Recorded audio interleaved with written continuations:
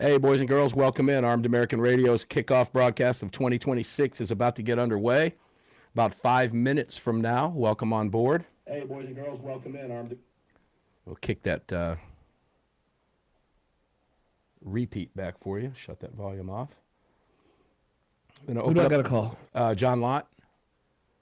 We'll have John Lott, top half, AWR, bottom half, Cam Edwards, and Jared Yanis in the second hour. Neil McCabe will be joining the roundtable this evening, so we'll have 4 on the table. We'll make sure that Neil lets everybody talk. And Neil, Ryan, Brad, Justin. Say that again. Yeah, Neil, Ryan, Brad, and Justin, and Neil's going to be calling in.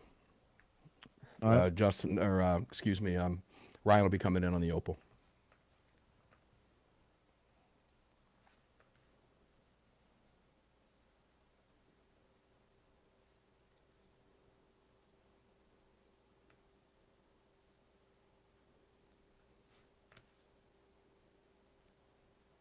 So good to be back live with you guys. Good heavens. Enjoyed some time off. Well, Greg, what do you have? 3 days off, basically, but that's okay. Got a lot to cover today. And Ryan Petty just texted, hey, what are you up to? See how this is going to go tonight. Yeah. He's tuned in, I'm sure. Ryan, yeah, there you go. I think you have an idea, brother, because you'll be joining us. Oh, he says, hey, what are you up to? Are you and Greg busy? A little bit. Not for tinny technology entrepreneurs.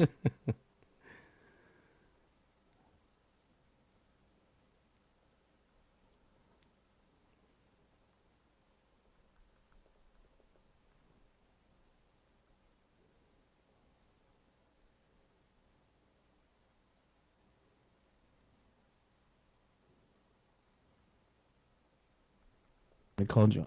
All right.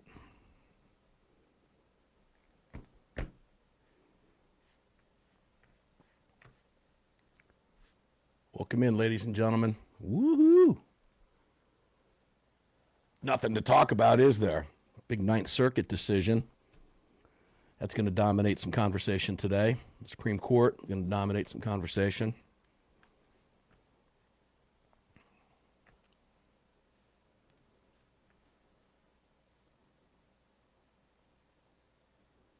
Open carry in California. Of course, we know how that's going to play out. Always does. Maduro charged with an NFA machine gun charge. Interesting. Talk about that.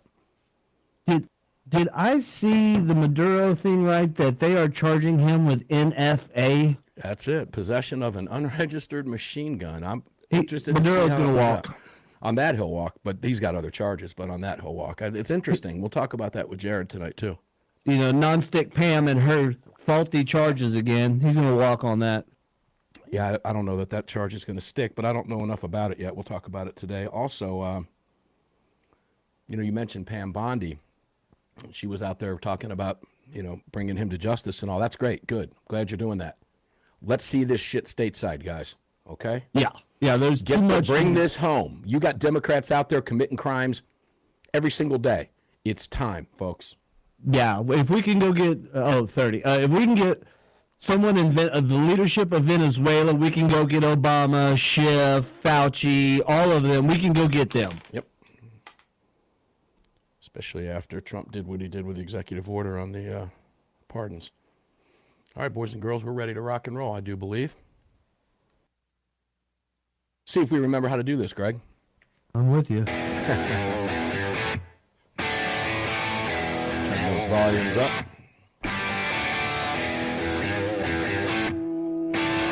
This is Armed American Radio. If they want to take my guns, they're going to have to bring a station wagon and a whole lot of friends, because I'm not giving them anything. From the Kahr Firearms Group studio at the Patriot Mobile Communication Center. Proudly presented to you by the National Rifle Association. National Rifle Association. Here is your host of Armed American Radio, the loudest conservative voice in America fighting for your rights, Mark Walters. Welcome in, ladies and gentlemen, the 2026 season of Armed American Radio's Monster Cast here on the Armed American Radio Network is now underway. Happy New Year to each and every one of you. I hope you had a safe, enjoyable holiday season. If you're like me, you're ready to put it behind you and get back to work. I am. I was looking forward to this show with you all day today. Missed being on the airwaves. It's part of the DNA, for crying out loud. Greg in Dallas, Texas, welcome into the Kahr Firearms Group studios with us, brother. How you doing in Tejas? Not too bad. Here we are starting the 2026 season of Armed American Radio. Can you believe it? And the year is starting off with a quite interesting bang. It really is. Yeah, I know you're talking about the Maduro thing and everything else. There's a lot going on, ladies and gentlemen. So let me get a little bit of business out of the way quick. The lineup is huge tonight. Dr. Lott will be here in just a couple of moments. He's on the line right now waiting for us to get done with our spules, and then we'll have AWR Hawkins, Cam Edwards, and Jared Yanis from Guns and Gadgets will round out hour 2. And then hour 3, Neil McCabe is actually going to be joining the full roundtable. So we'll have 4 people at the table. And yeah, we'll have to make sure, Greg, I'll make sure that I'll trust you to make sure that well, it's just not, Neil the whole time, because he's got so much to say, and we love him. He's got so much to say. I could take 3 hours with him, But guys, here we go. Kahr Firearms Group Studio, CZ microphone, all brought to you by the Great National Rifle Association. And we're here at the Patriot Mobile Command Center on the mic. We are live for you if you want to watch the show, as long as you're not driving, please, on Facebook.com. Greg, I'll let you take it from there. Do your thing. Let's kick off 2026 and go right to Dr. Lott. I've got a few opening comments before we start. Let's roll. Yeah, sure. Other places to watch the show are going to be YouTube and Rumble. Just do a search for Armed American Radio with Mark Walters. Over on X, you can watch us at AAR Mark. You can also watch the show over on armedamericanradio.org or .com. Hit that menu icon and select your watch live or listen live option. And lastly, to join our live chat, just download Telegram, create your profile, and search for Armed American Radio Conversations. Yeah, that'll do it. And if you were watching on the streams, you saw me stand up. I've got a blackout coffee T-shirt on, and the arrival time was perfect. It showed up about 20 minutes before airtime, and I have an iced blackout coffee with me here, a new sponsor. Ladies and gentlemen, we'll talk about that in greater detail when one of the principals, Jared Yanis, joins us. Folks, we've got a massive victory for the Second Amendment coming out of the Ninth Circuit. Yeah, that Ninth Circuit, the liberal Ninth Circuit. In the case of Baird v. Bonta, this ruling strikes down California's, we'll call it a sneaky ban on openly carrying firearms in counties with over 200,000 people. And that covers about 95% of the state's population, effectively shutting down open carry for most law-abiding citizens. Under the Bruin decision, the court ruled that open carry is protected by the plain text of the Second Amendment. California couldn't point to any real historical tradition of banning it under Bruin while allowing concealed carry as some kind of consolation prize. History shows us, ladies and gentlemen, that open carry was the norm at the nation's founding and for many years following. It's not something governments could just wipe out. So this is a direct smackdown, if you will, of anti-gun zealots like Attorney General Bonta and Newsom, who are trying to argue that letting people hide their guns makes up for banning visible self-defense. That's wrong. The majority said open and concealed carry are not interchangeable, and you can't eliminate one just because you push your agenda and allow another. This is not about allowing. This is about your rights and your freedoms. The Ninth Circuit Court affirmed that in rural counties under 200,000 people, California shall issue licensing for open carry is okay, since it also permits for self-defense, but they called out the state's shady tactics, like using CCW forms and restrictions that don't even mention open carry, basically denying folks that right through its bureaucracy. It was a 2-to-1 split decision with the dissenter whining that states should be able to pick and choose which way you carry as long as they leave one option open. The Second Amendment does not distinguish, ladies and gentlemen, but the majority rightly shot that down, sticking to Bruin's demand for real historical analogs, not modern policy excuses about preventing panic by the public. This expands gun rights for millions in California, invalidating key parts of their code, their penal code, that criminalize open carry in urban areas. It's a reminder that the Second Amendment isn't negotiable, no matter how blue states are. Makes no difference. And thanks to Bruin, again, we're rolling back these unconstitutional restrictions one by one. But folks, we know how this plays out. We know they're going to appeal. We'll talk about Newsom's response in just a few minutes. Let's go over to Dr. John Lott and kick off your 2026. John, welcome in, my friend. Happy New Year. How are you, buddy? Happy New Year. Doing great. Thanks for having me on. Oh, it's a pleasure. The pleasure is mine. John, this is predictable. We know how this is going to play out. I can't wait to get your perspective on this, but I don't think there's any doubt that the state is going to appeal for an en banc decision and likely have this 3-judge panel wiped out. And then, of course, it will move on from there and hopefully up to the Supreme Court. What do you think will happen here? Well, I'm sure you're right. They'll have an en banc decision that will overturn the 3-judge panel that's there. That's pretty much what happens all the time, given that the Democrats control the Ninth Circuit there for the judicial appointments. To me, the irony is in the dissent there saying, well, you can still do concealed carry, kind of ignoring the fact that the Department of Justice has a case against Los Angeles for delaying and not issuing concealed carry permits. Mm-hmm. So, it's they want to ban you open carry, and they make it so nobody can get a permit in parts of California for concealed carry. And of course, also on top of everything else, they make it very costly to get the permits, both in terms of the fees and in terms of the costly training requirements that are there. So, my own work indicates that people are better off with concealed carry than open carry, where open carry is allowed. That's arguable, yeah. In the vast majority of the states, you have, very few people actually open carry that's there. And the difficulty that people do have when they do open carry is they face the same limitations that uniformed police do. If you have a uniformed police officer in an area and there's going to be an attack, the attacker has real tactical advantages. He sees the officer, he knows that person's armed. He can either wait for the officer to leave the area before he attacks, or he can move on to another target himself. Or if he's going to insist on doing the attack there, who do you think he shoots first? He's going to shoot the officer. And so we find that officers are about 7 times more likely to end up being killed in active shooting attacks than concealed carry permit holders are.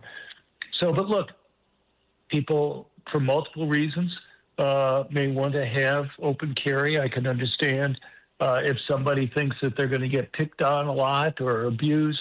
Maybe they want to go and signal to somebody just to leave them alone. So I can understand the benefits that are there. I'm just saying that there are real costs that are there, that limit the benefits that they get in other ways. But look, it's still a useful decision. The problem that you're going to have is you're going to have circuit splits. Mm-hmm. I'm not sure what the circuit splits are on the open carry restrictions. I mean, maybe now that Trump has appointed enough judges to the Third Circuit, you'll have it so that maybe New Jersey's restrictions on open carry can be struck down, and that will create a split that will get it to the Supreme Court. But those are the types of strategic decisions people are going to have to make in terms of what cases to go and file in other places. Yeah, you bring up a lot of good points, as you always do, of course. The debate between open carry and concealed carry, that will always go on, and that's actually a fun conversation to have. We've talked about it many times on the program, both with you and others. And I like to open carry from time to time. Concealed carry is my preferred method of carry, but open carry. And I like to quote Massad Ayoob on this one, John. I think he said it right when he said, and I'll do my best Massad Ayoob impersonation, was, well, first of all, open carry should be the absolute law of the land. Having said that, I believe concealed carry is the tactical advantage. So coming direct from Massad Ayoob, I'm not going to disagree with that, but that's a personal... 30. 30. Thanks for that, Greg.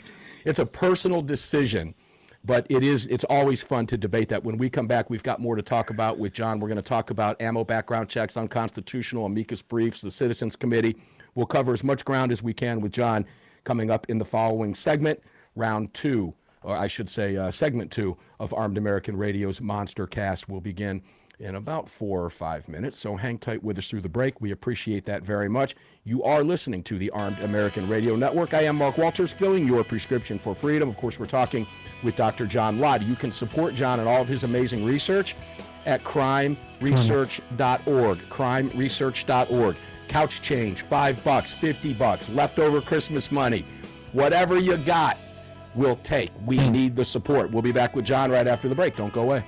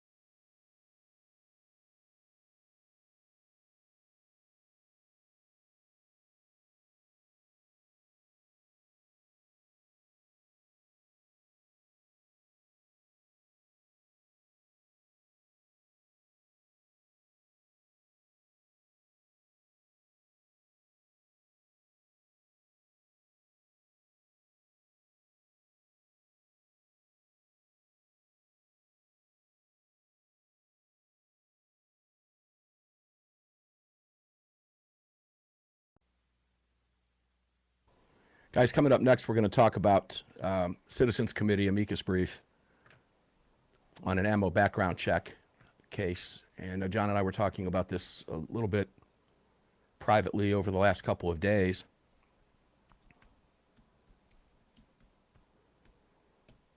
We'll hear what he has to say, and you can make up your own minds.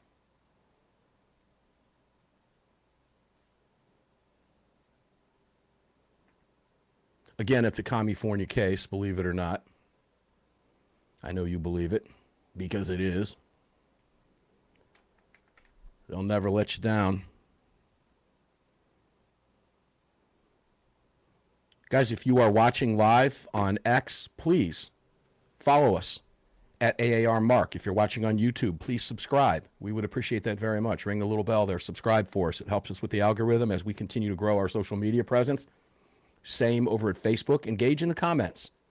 Talk to us. We're looking at those during the live broadcast, and if a good one comes in, of course, if we have a couple minutes, we will get to that. So participate. We would appreciate that greatly. You can watch us, of course, you watch us over at Rumble. Please like us over there as well. Subscribe to us on Rumble. Somewhere else we don't ever talk about, and that's riverside.fm. You can visit us at riverside.fm. A lot of you do, actually. And you can check us out there, and there's a chat forum over there as well. So take advantage of it.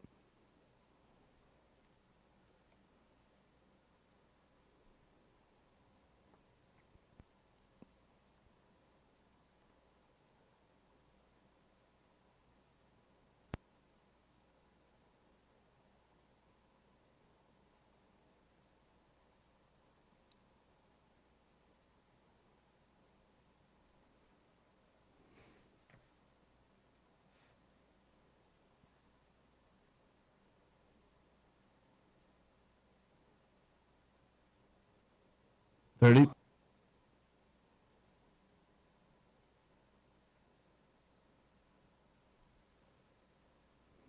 $10-4.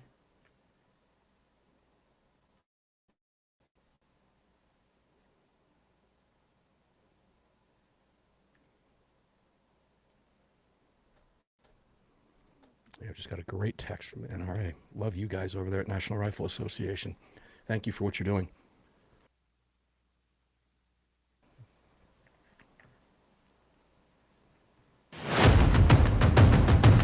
Perfect timing. The following segment of Armed American Radio is proudly being brought to you by the National Rifle Association. Help us defend freedom by visiting nra.org/AAR and join today. Welcome back to the show. Yeah, welcome back to the show indeed. Mark Walters filling your prescription for freedom here in the Kahr Firearms Group studios in front of the CZ microphone at the Patriot Mobile Command Center. And ladies and gentlemen, of course, it's all being brought to you by the National Rifle Association. I want to thank them for getting the reposts out. Those guys are wonderful to work with. Please support the National Rifle Association. Join us going into 2026. We need your help. We need your support. We're going to make it easy for you. Just visit nra.org/AAR. You'll see everything over there. Jump in there. If you can just give us 1 year, it's $35. Please do that and help us. Everything that we're talking about today, the National Rifle Association is involved with fighting somewhere at some level. So please, we cannot do it without you. You can visit the National Rifle Association. We make it easy for you. If you don't want to go there directly, just visit armedamericanradio.com. You can check out all of our great partners and do it all right there at one portal. Let's go back to Dr. John Lott, founder of crimeresearch.org. John, welcome back, my friend. Always a pleasure. And let's get cracking in segment 2. So Citizens Committee for the Right to Keep and Bear Arms put a press release out just the other day that announcing an amicus filed in the ammo background check case out of, yet again, California, whose mandatory background check requirement for ammo purchases falsely rejects more than 10% of qualified buyers. It's unconstitutional. We know that. The CCR-KBA said in the amicus brief submitted to the U.S. Ninth Circuit Court of Appeals, the case is known as Road v. Bonta. Being joined in that case, of course, is the Second Amendment Foundation and the Second Amendment Law Center. And as Andrew Gottlieb, managing director of the CCR-KBA, said, California started this ammunition background check in 2019, and there's no basis for it in historical tradition. The state even acknowledged in its district court declarations more than 1 in 10 Golden State residents are erroneously rejected, and there has been no valid explanation for this. On top of that, the system rejects all non-residents who want to purchase ammo in California, which translates to a meaningful restraint on the Second Amendment. John, what kind of questions do you have about this? Look, I mean, I think these background checks are a mess. I think, you and I have talked before about the errors in the federal mixed background check system and how that, they have like 5 million prohibited, so-called denials have occurred against people they call dangerous individuals. The problem is that when you look at it, you see that over 99% of those denials are mistakes. And obviously the problem's even worse in California. There's no reason you should have 10% of the people who are trying to buy ammunition, and presumably virtually, criminals may be stupid, but they're not so stupid that they go and they try to get through a background check when they know that they're a prohibited individual that's there. And so, look, if it were me, I would go and challenge it solely on the grounds of the mistakes that are there. And I think the comparison that the Citizens Committee made with regard to voting, if you had 10% of people who tried to register to vote were improperly stopped from doing so, I think there'd be, people would be very angry about that, understandably. The problem is that they also are doing kind of the Bruin test here, the historical basis.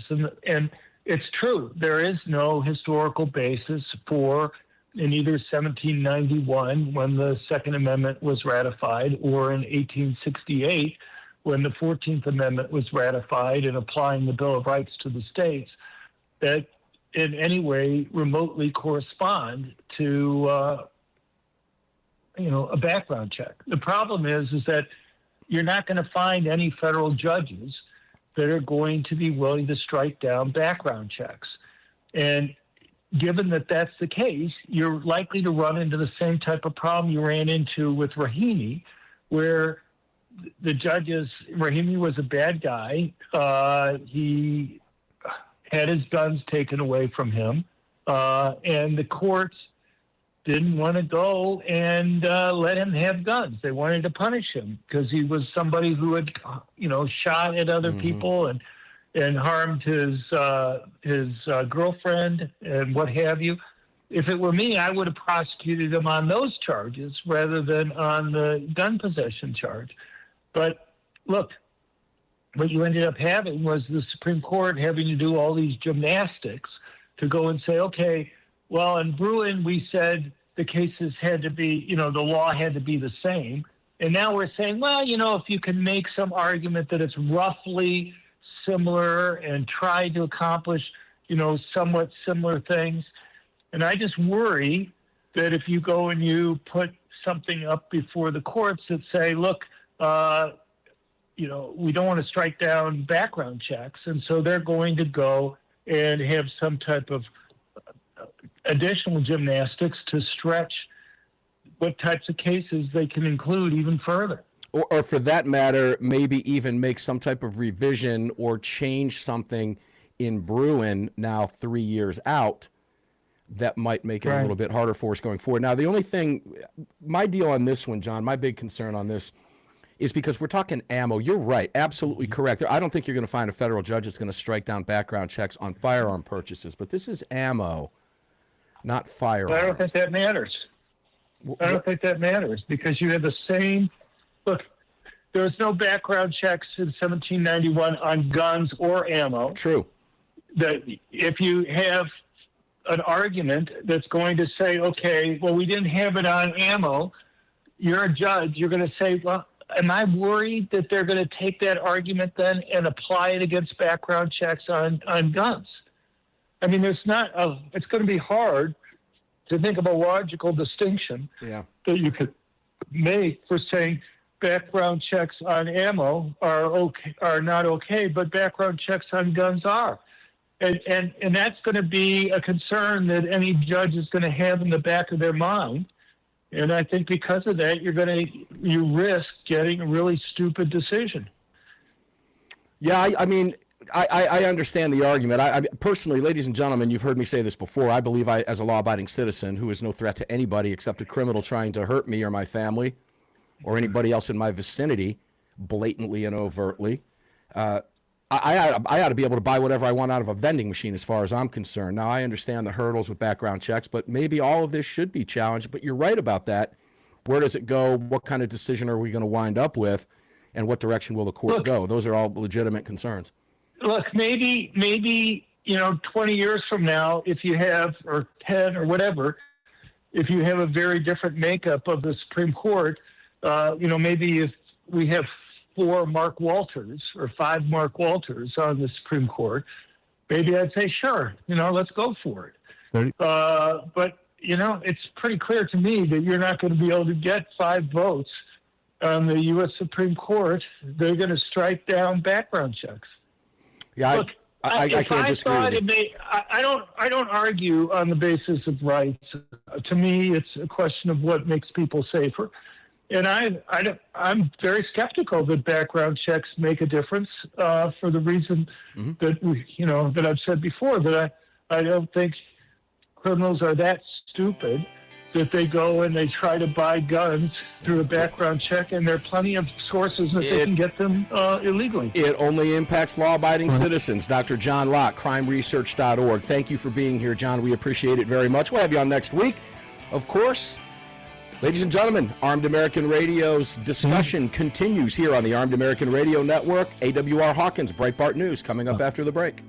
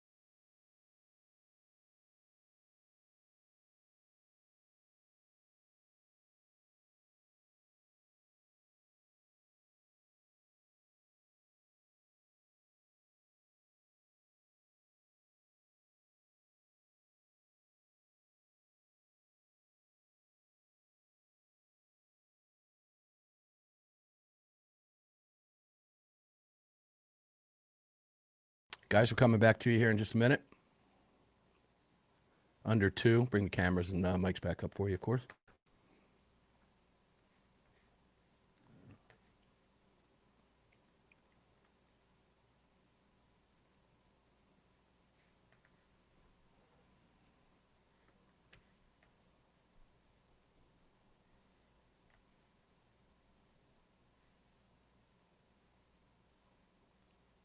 U.S. District Judge Alvin Hellerstein. Okay. I was thinking it was the other cat. It ended in Steen. I'm not surprised. Don't remember who the other judge was. Guys, we got the AWR on hold. We'll be back here in a minute.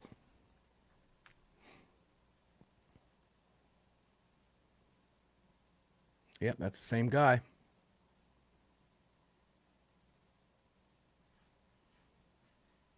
Oh, we're back.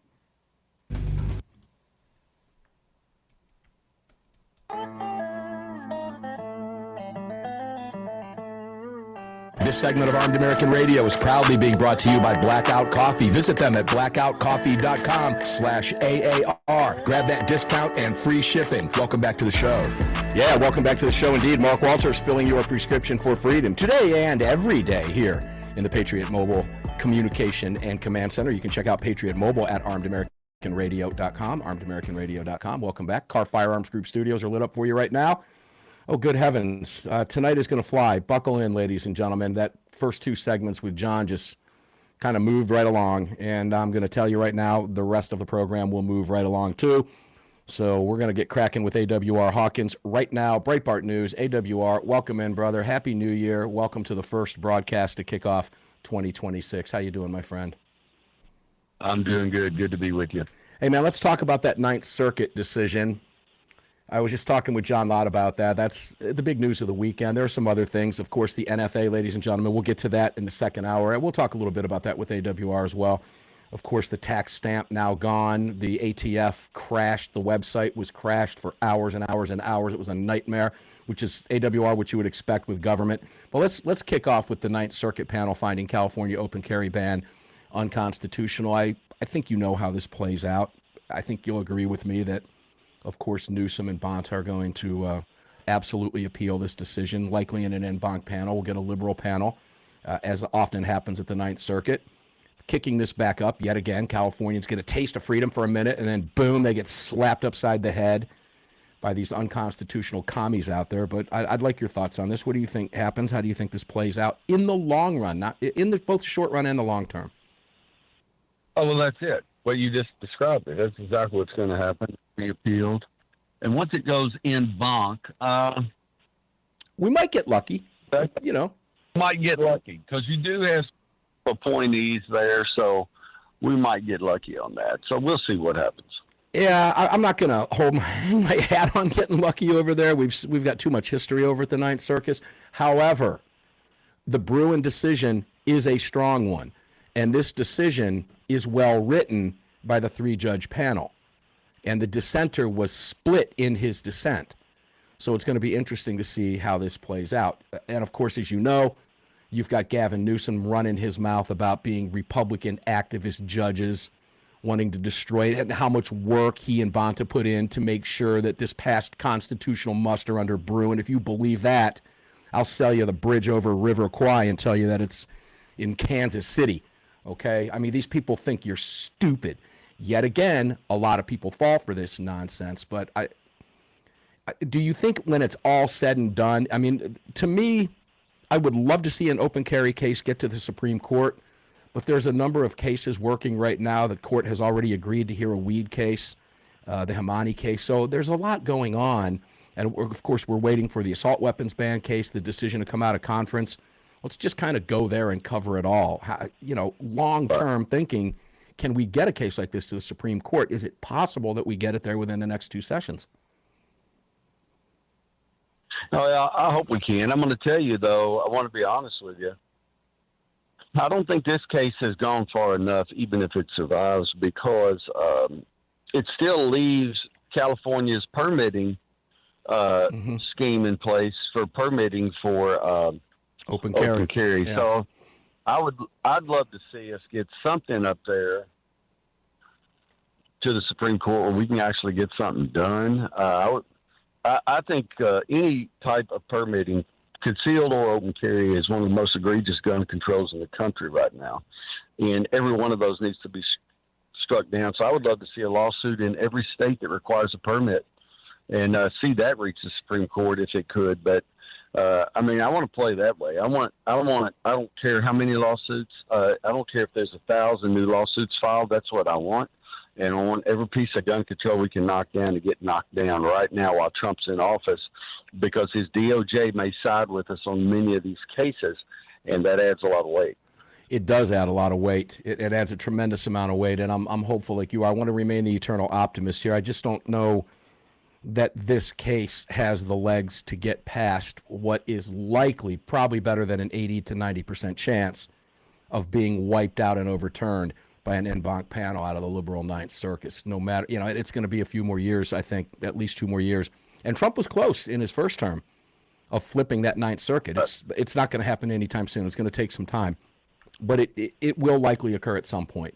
Let's stay on gun control laws, because you've written now Illinois requiring guns to be locked up at home. That took effect 3 days ago, or 4 days ago, today being the 4th.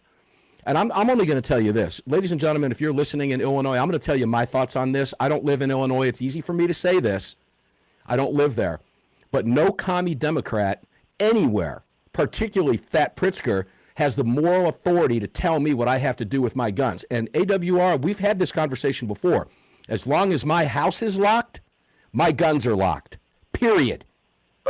Don't tell me I have to relock them up, okay? But so, guys, I'm telling you what I would do. I'm paying no attention to this if I live there, but I don't live there. AWR.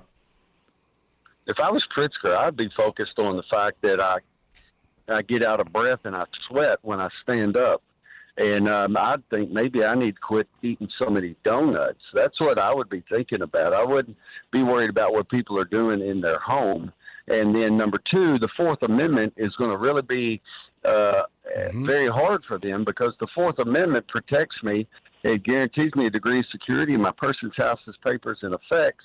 And so they can't just come in and check. I'm sorry, they can't do that. They'll violate the Fourth Amendment. And so what these folks need to know is wherever I live, when I'm in my den, there's a gun real close, and it's right out where I can get my hand on it. And when I'm in bed at night, there's a gun super close, and it's right out where I can get my hand on it. And it is at all times locked and loaded, ready to go. And that's just how it's going to be. So I laugh at these laws anyway, but they're unenforceable. The Fourth Amendment is going to ruin their day. That's the kind of lawsuit that'll be filed here. And when that Fourth Amendment lawsuit is filed, it'll destroy this gun control. And that'll be that. Well, the question is it going to be? Yeah, there'll likely be a challenge, but I'm with you on that. It is a Fourth Amendment protection.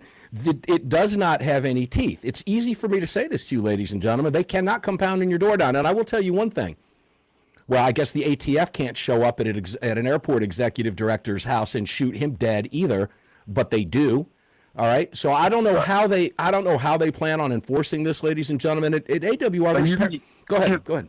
You got to remember, outside of Chicago, with few exceptions, Illinois is almost a southern state. I mean, it's so conservative, and it's agricultural, and people from Illinois are. And I'm not saying I despise you or something if you're a listener and you're from Chicago. I'm not saying that. I'm just saying people from Illinois are not like people from Chicago, and so Pritzker passes all these laws and signs them, and he's thinking about the folks in Chicago are going to jump up and down and cheer. But I'm going to tell you, the farmer in Danville isn't. I'm going to tell you that the hardware store owner in Danville isn't, and they have no intention of following this gun control. No. And that's how it's going to be. And I hope they make that clear. I hope they write their elected officials. If you're listening in Illinois, and many of you do, write your elected officials. Tell them exactly how you feel about it. The law has no teeth. Make them aware of that. And I'm telling you right now, ladies and gentlemen, lock your doors. Your house is locked. Go that route. But here's what the Act says. We'll close this segment out with this, AWR. We got another segment with you, but we'll go here. It provides that a firearm owner shall not store or keep any firearm in any premises where the firearm owner knows or reasonably should know a minor without the lawful permission of the minor's parent, guardian, or person having charge of the minor, or an at-risk person or a prohibited person is likely to gain access to the firearm unless the firearm is secured in a locked container properly engaged so as to render the firearm inaccessible or unusable to any person other than the owner or the lawfully authorized user. Now, they also tacked on to that reporting the stolen guns. The act requires gun owners report such thefts within 48 hours or possibly risk a civil penalty which shall not exceed 10 grand. Ladies and gentlemen, you keep your guns however you choose to keep your guns in your home that match your safety. Responsible, law-abiding citizens know exactly what we're talking about here. Lock your house, your guns locked up, keep it where you want, keep it handy so you don't have to go digging through everything in your drawers to get to it because Fat Pritzker said so. We'll be right back.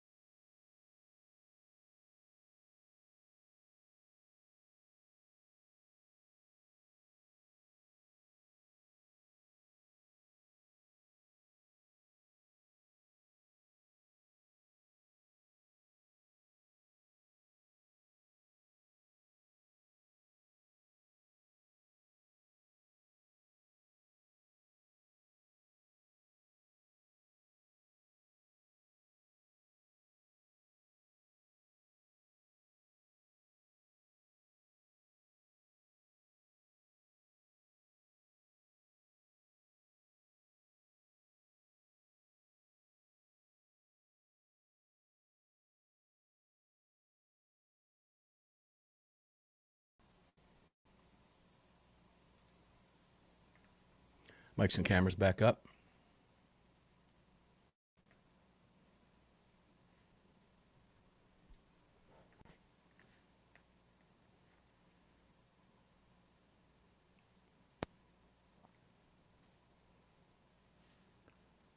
I'm hesitant to bring that entire page down because of the Facebook stream, which I just knocked off by accident. This segment is brought to you by Attorneys on Retainer. Get the only self-defense program for gun owners backed by a real law firm, the Attorneys for Freedom. Visit them online at attorneysonretainer.us. Welcome back. Yeah, guys, welcome back. And if you're watching on any of your devices, on any of the sites where we're broadcasting the show and video for you, I'm holding up my Attorneys on Retainer card. And I want to thank each and every one of you, by the way, before I mention anything else.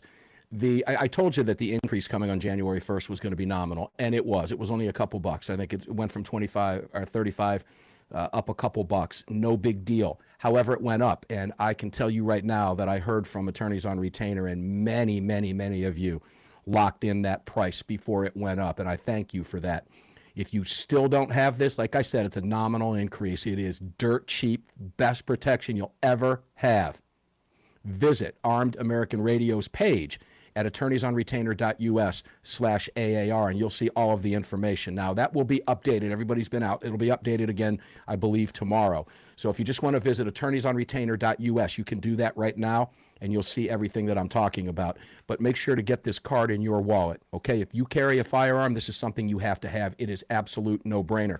So please, please take care of that. It's a new year. Start it off the right way. Have legal defense team in your pocket like I do, like my son at 21, my daughter at 23. She just got a new gun, by the way. God bless her. I love her. And my wife. We carry this. You should have this as well. And I'll take this opportunity also to welcome one more time Blackout Coffee to the program today. We're thrilled. Jared Yanis will be with us in the next hour. AWR Hawkins from Breitbart News. Welcome back to the Kahr Firearms Studios with me, brother. Let's talk a little bit about the NFA and the tax stamp AWR. As you know, bye-bye on January 1. Now there's court cases trying to, disband the NFA in its entirety, all of that. That's all coming. That's all down the road. We know that. But the ATF site crashed hard on the first. AWR crashed hard. Are you going to tell me why the ATF, who has they've known this since June or no later than July, let me put it that way. They knew this was coming. Why did they let that happen? I mean, it's a government agency. Oh, there's that, right? I mean, it's like a post office or anything else. It's run by the government.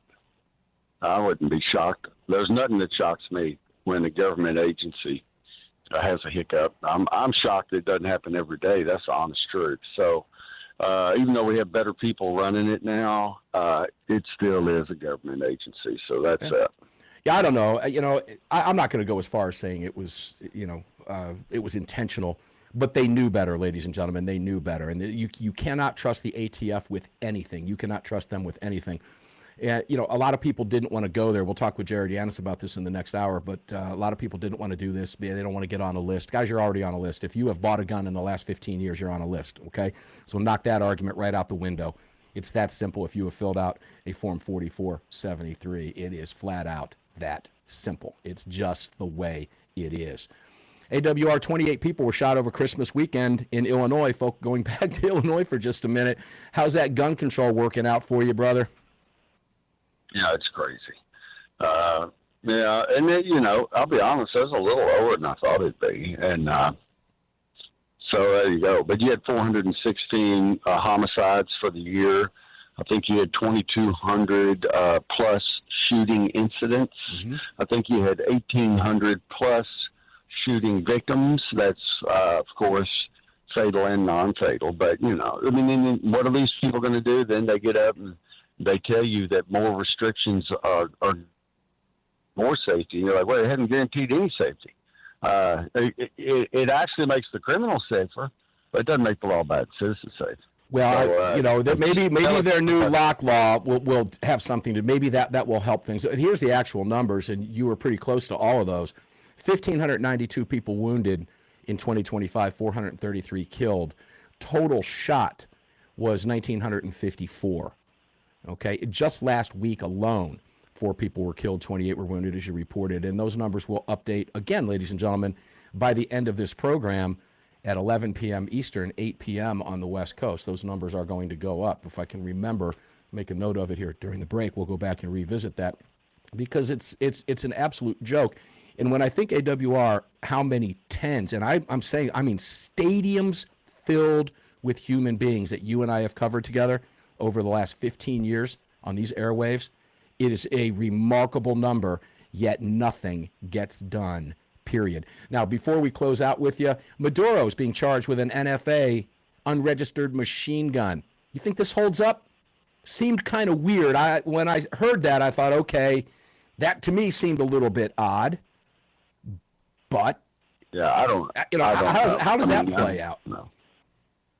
Yeah, I have no idea. I don't know anything about that, so I don't know.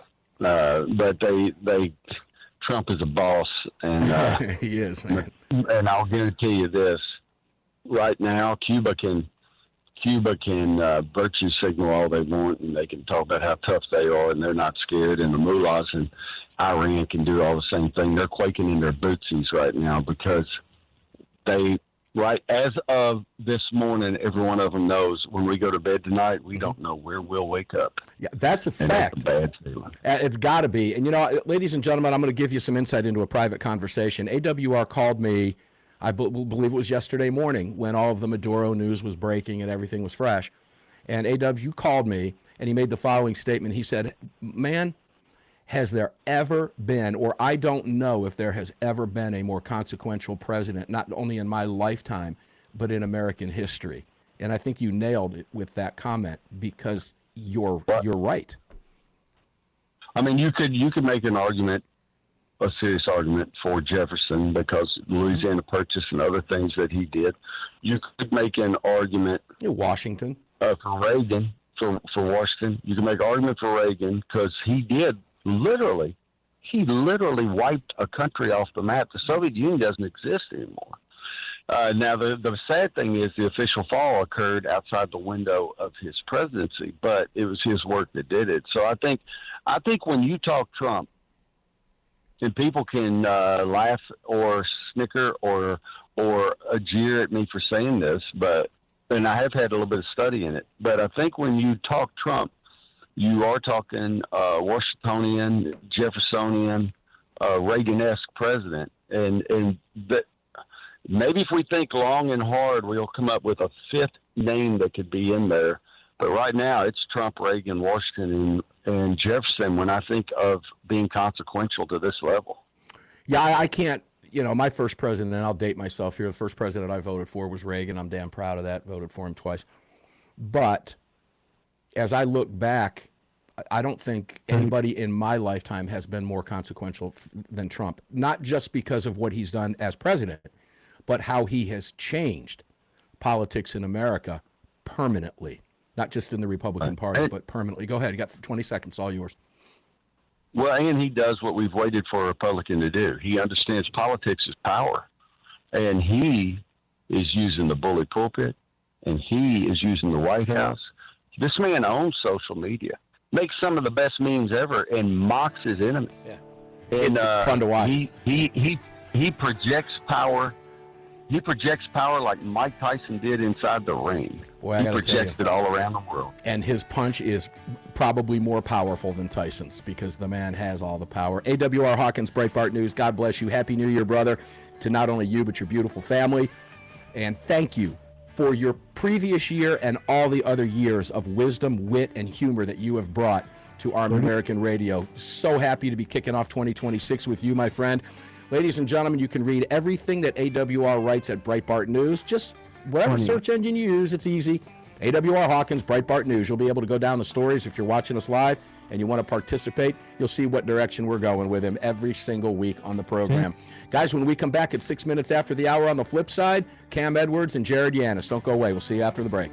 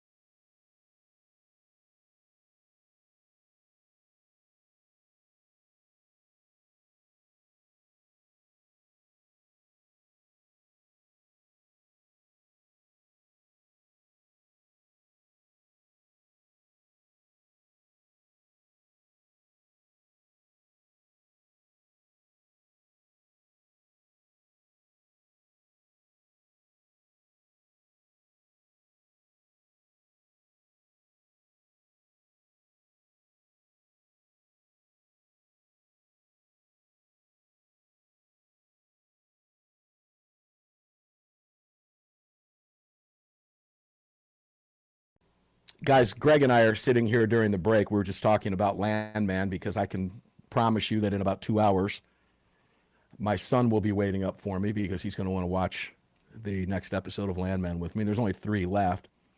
We're talking about being disappointed with some of this season. Guys, do you agree with me and Greg? Are you sick and tired of the ditzy blonde shtick going on with mom and daughter? Okay. Now, look, I'm a fan of both of them. Great visuals. All right, let's be real. But the whole ditzy party thing is getting a little bit old. And the thing between Allie Larder and Billy Bob Thornton's getting a little bit old. I think they need to change that. Not a fan of the storyline with his son. But I'll tell you this. I love the direction they're going with the cartel member. The cartel leader. I like the way they're going there. More focus on that and the oil industry, Greg, I think is what you were just saying. Yeah, and I'm kind of over Demi Moore's character. Her character was weird in the first year. I don't think she had 15, 20 lines. Right. She's got a bigger presence in this season, but show's great. Taylor Sheridan's unbelievable. No question. He's talented as all crap. Well, he's definitely making a boatload of cash, but... Oh, man, he's carrying Paramount Plus. Are you kidding me? Yeah, no, with everything that he's put out on Paramount. I got to tell you, I'm disappointed in the Sam Elliott thing going on here, but he was fantastic in 1883, man. That was really good. 1883, I think, was the best series of all, better than Yellowstone and all of them combined. Yeah. Yeah, 1883 was great. But that's just my opinion, guys, and you know what they say about opinions, right? 1923 was pretty good, except for they jerked us around about, oh boy, that was off hunting lions in Africa getting back in time to help his family. It took way too long to get him home. It took the whole season for him to get home. Yes, the whole season. Yeah. And then you see like 2 episodes of him home, killing everybody that needed to be killed, and then you go off into Yellowstone. Yeah.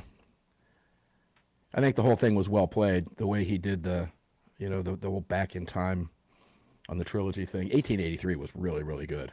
Really good. I watched a movie the other day, guys, that I got to tell you,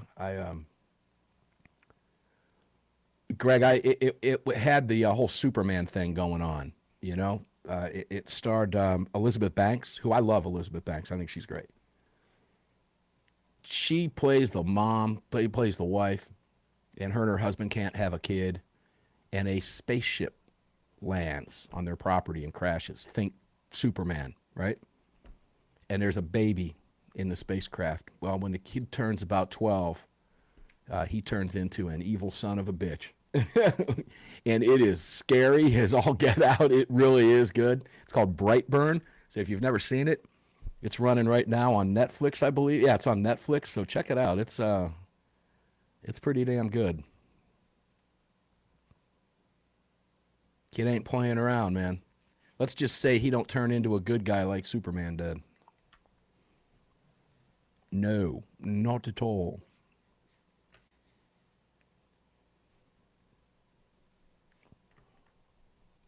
Get back in the groove. Who we got coming up?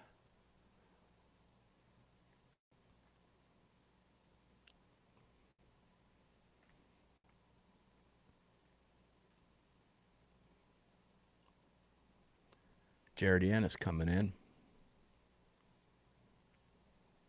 Cam first, right? I believe it's Jared. Let me check the... All right. Yeah, it's Jared coming in. All right. Jared has had, guys, Guns and Gadgets, Jared has had 3 fantastic videos put out in the last 3 days. He did 2 today. Both of them are great.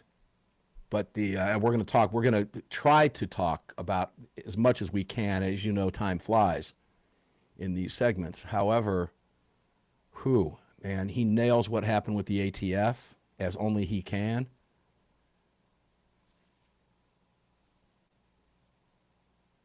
Some SCOTUS watch and some other fun stuff we'll be talking with him about.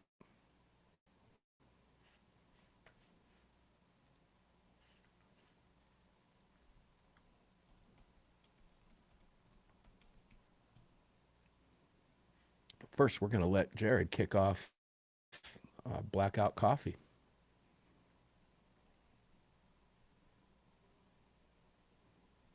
All right, Jared on hold. Roger that. Yeah, we're going to talk about the open carry ban in California, which is going to dominate a lot of the conversation, arguably the biggest news of the week anyway over the last few days. Jared's take on it is great, as always. And he had 2 videos in the last 24 hours. He's put out 3 videos. Every one of them are good. Guys, if you do not yet subscribe to Jared on YouTube, you're doing yourself a disservice. You want to subscribe over there. There's videos run anywhere from about 7 to 12 minutes, and it's 7 to 12 minutes of great knowledge. And I'm thrilled to be able to bring him to the program and provide some of that off that YouTube platform. A lot of you don't like to watch that stuff. So we bring him here, and he nails it.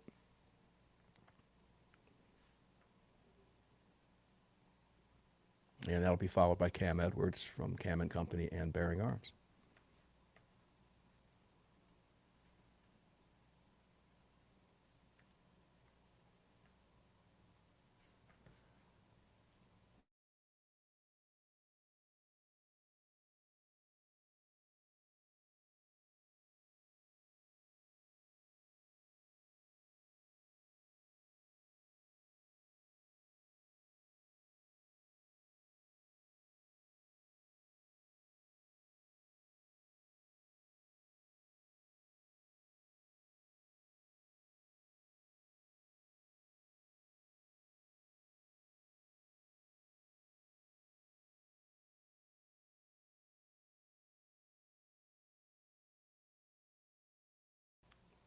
Guys, we're back at you.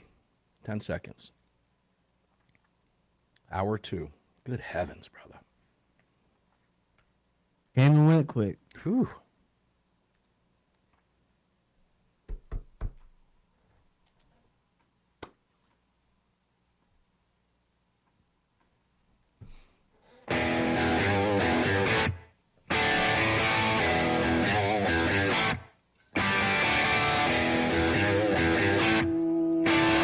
This is Armed American Radio. If they want to take my guns, they're going to have to bring a station wagon and a whole lot of friends, because I'm not giving them anything. From the Kahr Firearms Group studio at the Patriot Mobile Communication Center.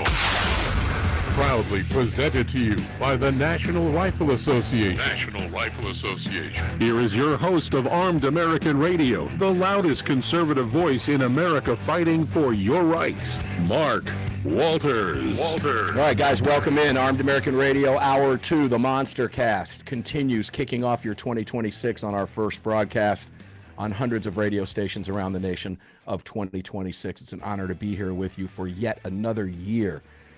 Wow, Kahr Firearms Group Studios lit up for you. CZ mic on fire, on-air lights out there blinking if you're driving by. Patriot Mobile, Command Center. Greg, it's 2026, bro. Can you believe it? It got here pretty quick, I'm going to tell you that. So did Hour 2, man. Hey, guys, we're live. It did. Guys, we're live for you on Facebook. If you want to watch us over there, you can do so. Please check that out. I hope that's still broadcast over there because I shut down a thing over there, so I hope it is. If it's not, well, you can check us out. Greg will tell you where else you can get us. And if it's not broadcasting live, that's my fault because of a button I pushed.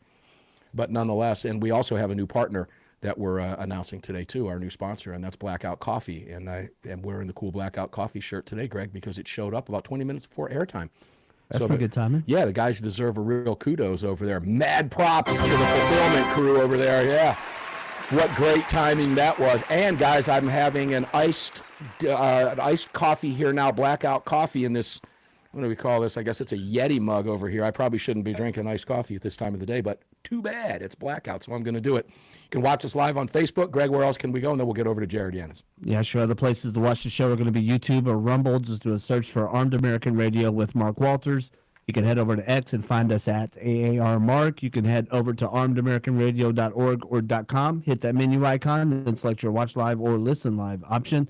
Lastly, if you want to join our live chat, just download Telegram, create your profile, and search for Armed American Radio Conversations. Boom, that'll do it. Hour 2 now underway. And thanks to all of our amazing affiliates. You're in the Kahr Firearms Group Studios with me on the Armed American Radio Network. Jared Yanis, Guns and Gadgets. How you doing, brother? Happy New Year, my friend. Hey, buddy. Happy New Year, 2026. Can you believe it? No, and I can't even believe we're in the second hour of the show already, let alone 2026, man. Here, I'm going to stand up for those of you watching. Yeah, this shirt is way cool, Jared. So, yeah, I love this. The skull cup with the coffee coming out of it, Love this. And this showed up, and I texted you right before the show aired. I said, hey, mad props to your fulfillment guys, man, for the timing on that. That was wonderful. And I got another cool one I'll be wearing on air again tomorrow, too. So let's talk a little bit about Blackout Coffee, brother. Welcome, Blackout Coffee, to Armed American Radio. Good to have you here, man. It really is. Thanks, man. It's an honor for us to support you. We are a small company here in America who really values American values. Our coffee, for those who aren't familiar with us, we roast our coffee right here in the United States in our own facility in Fort Pierce, Florida. No mass production, no outsourcing, just high-quality coffee, roasted in small batches, shipped fresh. We ship it to you within 2 to 3 days of you ordering it. Mm-hmm. And our goal is to give you the best coffee you can possibly buy, because everything in that grocery store is stale. So we support the Second Amendment. We've given well over $150,000 this year last year to GOA, Second Amendment Foundation, and Firearms Policy Coalition. So we walk the walk and we talk the talk. Yeah, and guys, how important that is, okay? That's why we love our partners here, because we're all in this together. And Jared, if we're not fighting this battle, you and I are going to talk about some things, because you've got 3 or 4 dynamite videos. One of them just went up 4 hours ago. I haven't even had a chance to look at yet. It's so fresh. But you've done a lot of work over the last 24, 36 hours over at gunsandgadgets.com. But guys, just real quick on the coffee note, my wife made a following comment earlier. She goes, wow, this stuff's really good. I really shouldn't be drinking this at this time of day. And, I couldn't argue with her on that one, but I'm drinking one right now. That's because I want to stay up and watch Landman after the broadcast today. So, Jared, let's talk a little bit about, and welcome in, guys. We love you, man. We're so proud to have Blackout with us. Let's talk briefly about some of your videos. I do want to focus on California, because your insight into the Ninth Circuit on the open carry was, as everything you do at Guns and Gadgets, bro, was just absolutely spot on. I'm like, we got to talk about this with you today. I'm disappointed for a number of reasons, because I know what's getting ready to play out in California, and you set me right if you think I'm wrong, but we have read this book countless times. Newsom's already running his mouth. Bonta's already running his mouth. We know they're going to appeal. We might get lucky in an en banc panel. Trump made some big headway into the Ninth Circus out there, but not enough at this point. When he lost that second term, he would have flipped it, I think, in its entirety, but he didn't have the chance. They're going to overturn this, aren't they? Yeah, they're undefeated out there. They'll get their stay. They'll go for the en banc. En banc is undefeated. They'll rule against the Second Amendment, and then it'll push off to the Supreme Court. But the Ninth Circuit, like you said, Trump did have a lot of appointments out there, so it really is going to come down to the judges and the lottery that we get. So we'll see. It is the biggest clown circus out there. We're not really doing well on the Second Amendment, but all of the good cases we have going before the Supreme Court tend to come from the Ninth. So it's not a reason to get upset. It's just another battle in the war, and the war is far from over out there. Yeah, the war. In fact, I'll go as far as saying, as long as this has been going on in California, it's really still getting started. As long as you've got Newsom and Bonta and the liberals in the population centers controlling that state, it's just the beginning, guys. It's never going to stop out there. Now, the strength of the Bruin decision could have an impact in an en banc hearing depending on that lottery. And this decision is well written. I've read the entire decision. I know you've read it and commented on it in great detail. But the implications for this are not just California, are they? I mean, this is national. The implications here are huge, because what they're doing is comparing a right, as you pointed out in your video. They're not interchangeable, is what I took. That was, I think, the biggest thing that you said that I took away. You've got constitutional carry, or you've got, permitted carry, CCW, shall issue. So as long as you have one, the other one doesn't matter. How wrong-headed is that? Yeah, this is actually this case. The way the ruling came down, the decision's phenomenal. Yeah. Again, coming from the Ninth Circuit, I mean, this court, it's an appeals court, a 3-judge panel, and they applied the Bruin framework almost perfectly. Mm-hmm. They concluded that openly carrying firearms is part of the American historical tradition, and it was clearly protected at the founding. And, the ruling makes it very clear that governments cannot erase a constitutional right for most citizens through population thresholds or licensing schemes that never result in permits in California, or by claiming that concealed carry, like you said, is an adequate substitute. They weren't buying it. It was phenomenally written. And for those, we can't go over it in this little segment, but for those who you watch the video, read that decision, it's phenomenal. It's one of the best written ones this year, last year, but especially coming out of the ninth, it's a really, really good case. What it's going to force that en banc panel to do is literally gymnastics, mental gymnastics, in order to get past that written decision on the strength of Bruen, because the state didn't even put up a historic analog. They couldn't even do it. And Bruen is clear, brother. It doesn't exist. And Bruen is clear. So to watch how they're going to try to manipulate this, I hate to frame it this way. I kind of feel that way about, same thing with New York City. I'm laughing my tail off at what's getting ready to happen in New York, and the comments coming from that clown commie, already been in office 4 days. And the guy's making a fool of himself, supporting dictators and everything else. But I feel that way about California in this way as well. It's just going to be really fun to watch the gymnastics coming from an en banc panel at the Ninth Circus on this. I can't wait to see a decision. Yeah, it's going to be good. I think this ruling ultimately is going to strengthen post-Bruen Second Amendment jurisprudence here. And it's going to signal that courts are increasingly unwilling to accept modern gun control laws and arguments that have no grounding in American history or the text or the tradition. And it's just going to be really, really good. We've hit that point that we wanted, in 2022 when we heard Bruen come out of the Supreme Court. We're getting to that point where they're making their way through the courts and there's nowhere for them to go anymore. They have to face the music, and it's going to start falling our way more often than not. Is there a possibility, as we close out this segment, some people are talking about, and we don't know the answer to this question. I have a feeling that we know the answer, but we really don't know. We can make a pretty educated prediction. But is there a possibility at all that the court could revisit its Bruen decision and make any changes in a case like this, or even the other ones that are up for conference right now, as they've looked now and had, as you pointed out, those 3 years of lower court decisions as it's working its way through the system? And guys, we want it to happen yesterday, but this is the way it plays out when the Supreme Court makes a decision, particularly of this magnitude. They want to see what the lower courts are doing. 30 seconds, it's yours. You can take us to the music. Yeah, man, it's always a possibility. Every time they have a major case, they always refer to Heller still. Even Brahimi, they adjusted the Bruen framework slightly. So, I anticipate it continuing to happen because the court's always kind of ducking and diving and trying to get the lower courts back in line. So I think that they're going to have to address their young ones, if you will, to make them realize that the Supreme Court's the daddy here, and what they said is what they want. Yeah, and you've got the Third Circuit that's flipped conservative right now. The Ninth Circuit is, of course, liberal, and it's all the liberal circuits that are giving ammo to the court, which is why I don't think that will happen. But again, that is a possibility. Of course, we're going to keep our eyes on it, and you and I will no doubt be talking about it here, and you'll be talking about at Guns and Gadgets. Ladies and gentlemen, check him out, Guns and Gadgets. One more segment to go with Jared. Don't go away.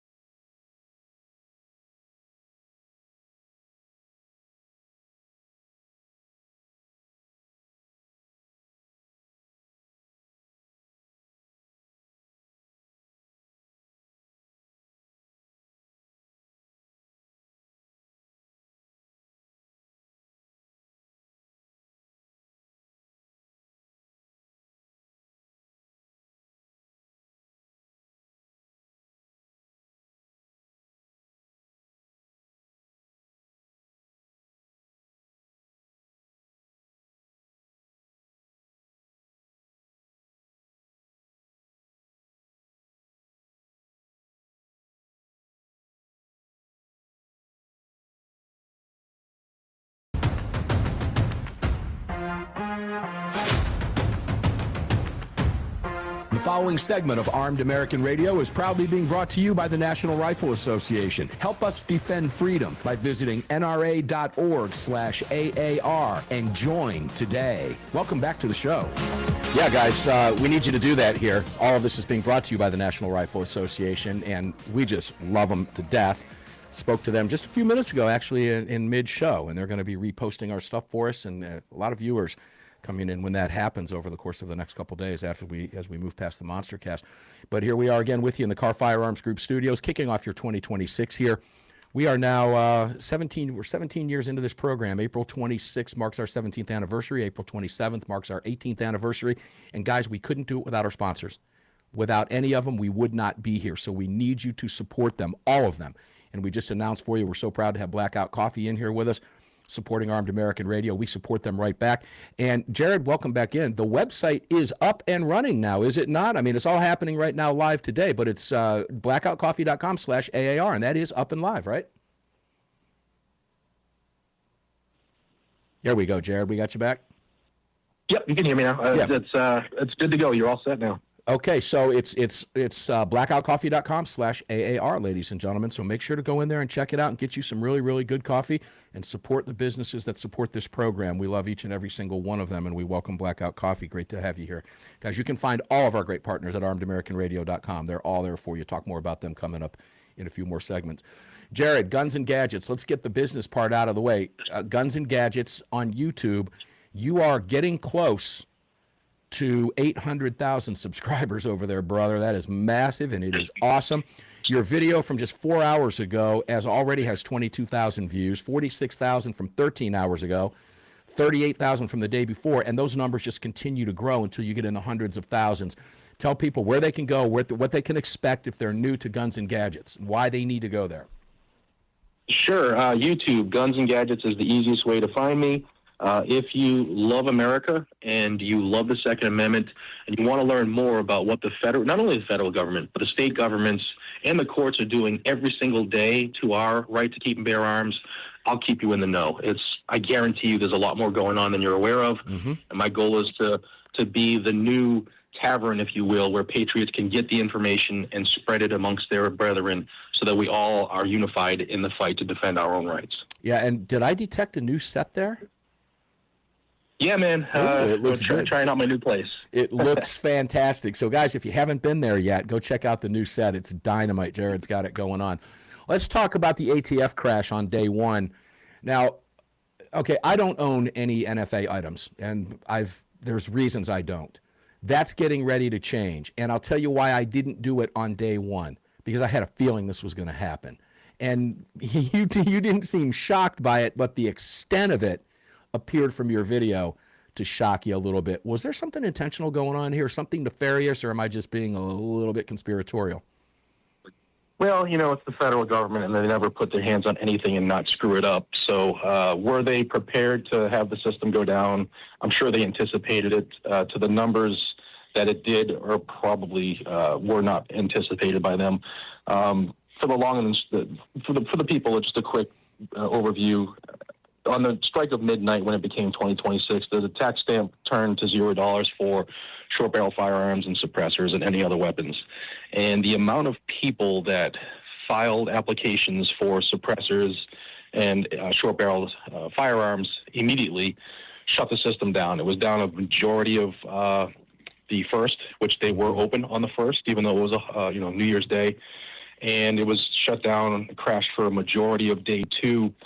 And today I released the numbers that I found out that their average day, according to ATF, is about 2,500 applications received. They received 150,000 applications on day one. Okay, that number's higher than I would have guessed, but they had to know that this was going to be well up into five figures at least. They had to know that.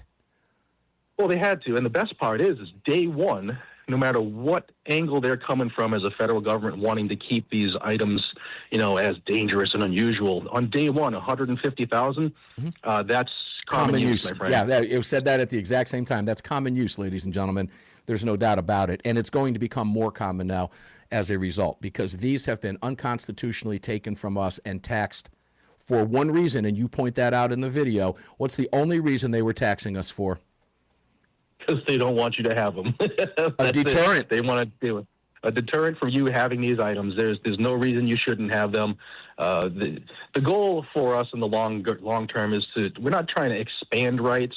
We're trying to reinstate rights that have been restricted, and that's the whole goal here. And if you're not aware of what our true rights really are, I suggest you start reading our founding documents so you can get a good base of knowledge of what that is. Because the government's just every single day they're trying to restrict our rights more and more, and it's on we the people to stop it.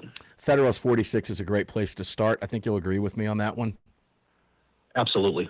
I mean, that's guys, that's a read. We've been telling you about that for years with AWR. We've covered Federalist 46 over the years together. But if you haven't read those, Jared, you're spot on. Guys, it's a simple read, and it's a fascinating read. It's not going to take you days. You'll knock it out in an hour if you're just sitting around doing nothing. But read it. You will get insight into what what our founders had in mind, the framers of our Constitution. And you can start with Federalist 46 in Madison and go from there, and just but read it. You have to read this. And you know something else, I think it's good advice to tell you, have your kids read it too. All right? Absolutely. If they've not done that, then they need to. Jared, are we going to get an assault weapons ban case coming up this year? I sure hope so, man. It's hard for them to keep avoiding it. It's they're kind of backed into a corner here. Well, Kavanaugh backed him into a corner, and I think he knew that when he did that.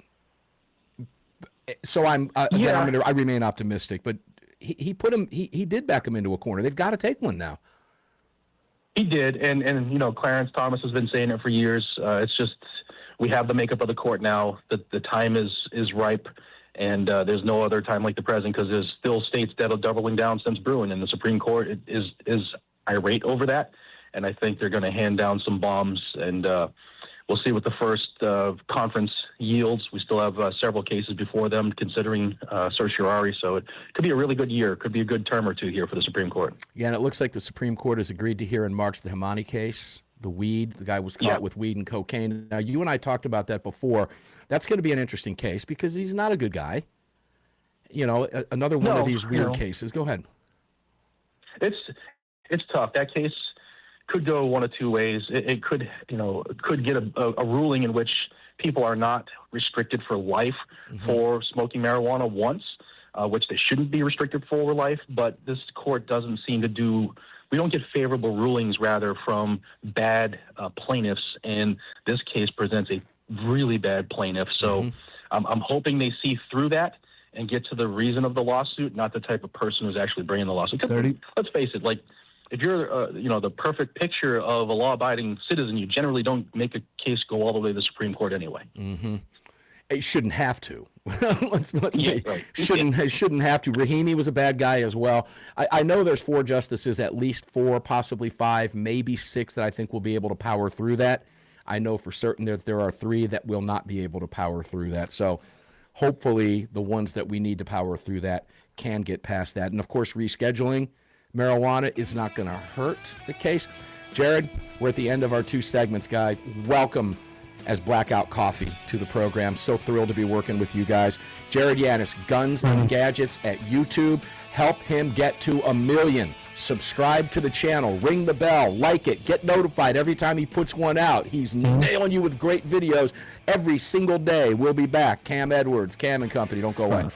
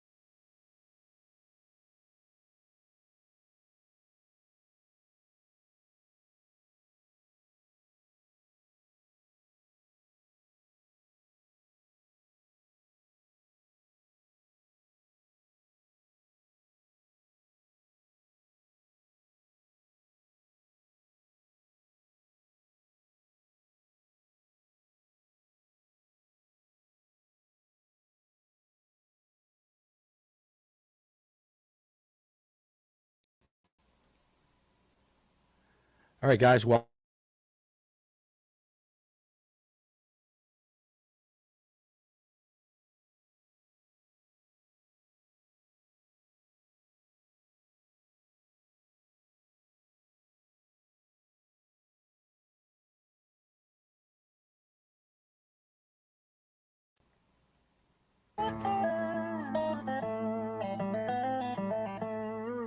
this segment of Armed American Radio is proudly being brought to you by Blackout Coffee. Visit them at blackoutcoffee.com/AAR. Grab that discount and free shipping. Welcome back to the show. Yeah, welcome back, guys. Kahr Firearms Group Studios fired up for you. Blackout Coffee. We just heard from Jared Yanis at Guns and Gadgets. Blackout Coffee, our newest sponsor on the show. Proud as all get out to be working with those amazing people over there and amazing products. And I'm actually having a iced cup right now, late on a Sunday afternoon, depending on where you are across the country right now, which is probably not a good thing, but I guarantee I'll be awake to watch Landman. Welcome back to the Kahr Firearms Group Studios with me, all being brought to you by the National Rifle Association. Please go out of your way to visit all of our great partners. You can find them all at armedamericanradio.com, and one of them is Barrel Buddy, and I don't do this enough, but if you're watching, I'm holding up a Barrel Buddy right here on camera for you, and this is for a 9mm. And if you're like me and you keep your guns clean, this thing is patented. All you have to do is swipe it through 2 times, and your gun is clean. It's that simple. Right from the range, right there. Put it back in your holster after you wipe it through 2 times. It's clean. It's that simple. No more gunk, no more goo, no more mess, no more stink, no more smell, no more, no, don't get that stuff out of here. Go to the garage, go downstairs. No. Barrel Buddies clean your guns the right way. They're $14, and if you get over there and use the AAR promo code, you can become an affiliate and make some money as well. So make sure to check out barrelbuddy.com. You get a package of 50 of those things for $14.98. So do that. Clean your guns the right way. Pitch the patch. Let's go to Cam Edwards, bearingarms.com. My dear friend, Cam, how are you, my brother? I'm good, Mark. How are you, sir? I'm doing good. Happy New Year, man. 17 years in on Armed American Radio, kicking off 2026 with some of my dear friends. Great to have you here. Hope you had a great holiday, man. I did. It was better than I anticipated, so appreciate it. All right, well, we got a lot to talk about. One of the big issues is what's going on in California right now with the Ninth Circuit. I'd like your take on that. Mm-hmm. Yeah, I've been off for the past few days, so I have not had a chance to write about this. I'm looking forward to putting my thoughts down on, on the internet tomorrow. But I did have a chance to read this opinion, and Judge Lawrence Van Dyke, he's fantastic. I mean, he just knocks it out of the park, and he's one of those judges who truly gets the Second Amendment is a first-class right. And so, the idea that California has this weird law, right? So it's not an outright ban, and California is very insistent. We're not banning open carry completely, just in 95% of the state, right? And for 95% of the population, open carry is banned completely. So if you live in one of the counties in California that has fewer than 200,000 people, you can apply for a license to carry openly and not get it. It's basically the same process, right? And not get it. Yeah, that's something that Van Dyke pointed out in his opinion, is that there's no evidence that anybody has actually received an open carry permit. And the plaintiff, Mark Baird, said he's been discouraged. He's basically been told by his sheriff's department, we're not going to give you an open carry permit. This flies in not only the face of the text of the Second Amendment, but as Judge Van Dyke pointed out, it flies in the face of our history of gun ownership, right? I mean, he made the point that if it's not that, I don't think Judge Van Dyke would buy into the opinion that you can ban one form of carry as long as you allow the other. But the opinion makes it very clear that you can't ban open carry, right? Open carry was the common way of bearing arms at the time of the founding, at the time of the ratification of the 14th Amendment. There are virtually no laws on the books that ban outright the open carry of firearms, but there are a lot of laws that explicitly protect the open carry of firearms. So the fact that California has essentially banned it for the vast majority of its population pretty clearly does violate the Second Amendment. And, I'm glad that Judge Van Dyke didn't get into this, I think, fallacious notion that as long as you allow for concealed carry, you can ban open carry, right? The Second Amendment talks about the right to keep and to bear arms. It doesn't say in one form or fashion, or you can do it this way, and then you can prohibit it from being carried in another form. No, it's simply the right to keep and bear, and I think that should encompass open and concealed carry, as it does, by the way, in the vast majority of states already. Right? California is once again an anti-gun outlier here that we're talking about. You know what's interesting? There's some irony here that's fun to talk about. When you talk about open carry being the law of the land, it was up for 150 years since the founding. It was the way people carried guns. It was unquestioned. It was concealed carry that was banned across the country because people didn't like hidden guns, so they wanted you to carry your guns openly. Now we have, you go take this up to 1987, when Florida's landmark concealed carry law hit. I find the irony fun to talk about because we had to go full circle. Okay? I remember when permits were all the rage going back to 1987, right? Everybody was getting their permits, and everybody was happy they had their little, their permit card in their wallet. Yay, I got my permit. Not thinking about that right, never having been permitted before, and thinking, okay, this is cool, I have my permit. No. Now, we had to go full circle. Now we've got constitutional carry in near 30 states, 29, hopefully 30 and 31 coming up soon, hopefully. But you've got 2/3 of the country now that has essentially wiped out the concealed carry aspect with a permit, not necessary. So we had to go full circle. That irony is not lost on me. Constitutionally, okay to open carry. That was the law of the land.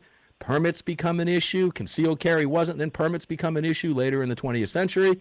Now we go full circle, and here we are back ragging on concealed carry permits. That irony is not lost on me, Cam. It's actually a fun conversation to have, But I openly carry my guns. You can do so in Virginia, all right? At least for now, anyway. I don't know what. Speaking of Virginia, what's getting ready to happen, brother? You're in Virginia. We all know what's coming. How bad is it, bro?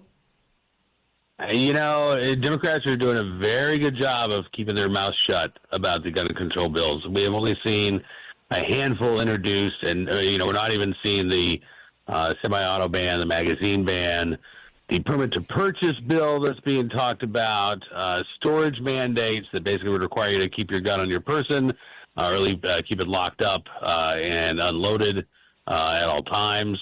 That's just the tip of the iceberg, right? So we're hearing like these broad strokes. We're having meetings, we're having discussions about these bills. We haven't seen the language yet, and I suspect it's not going to be until we get very, very close to the start of the legislative session here in a couple of weeks. Because as long as they can keep that, out of the headlines, then they can keep a damper on the Second Amendment sanctuary movement. They can keep a damper on gun owners across Virginia waking up and realizing, oh God, this is what's coming, right? They learned their lessons from 2020, 2019. When they announced, we're coming for the AR-15s, right? And even the existing owners are not going to be allowed to own them. I mean, that woke up gun owners in a way that, we really hadn't seen before. And you had, I think, 100 counties across Virginia declare themselves to be Second Amendment sanctuaries.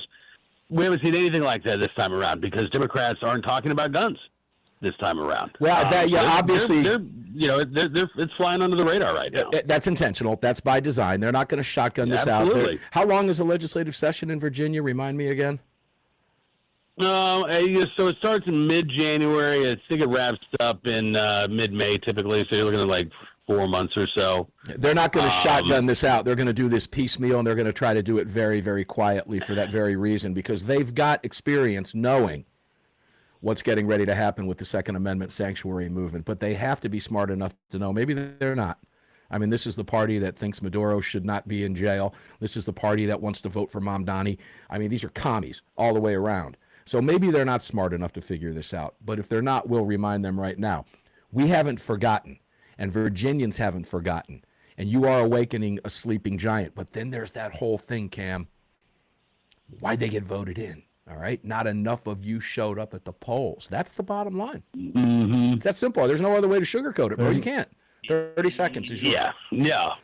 Well, you're right. And, unlike 6 years ago when Democrats had a very narrow majority in the House and the Senate, this time around they've got a supermajority in the House. Mm-hmm. So they are, they're obviously operating from a position of strength. And yeah, you're right. I mean, the gun control bills are going to be coming, and it's up to Virginia gun owners to to get involved now, and hopefully we can beat back some of the worst. But I think we're going to have to depend on the courts in a way we simply haven't had to before. Yeah, you're right, and there's going to be some Supreme Court cases that we need that can wipe out a large portion of what's going to happen in Virginia. And notice, ladies and gentlemen, I said going to happen because it is going to happen. We'll continue the conversation. Cam Edwards, Cam and Company, that's where you can watch him, and you can catch it all at bearingarms.com. We'll be back with Cam Edwards right after the break. Don't go away.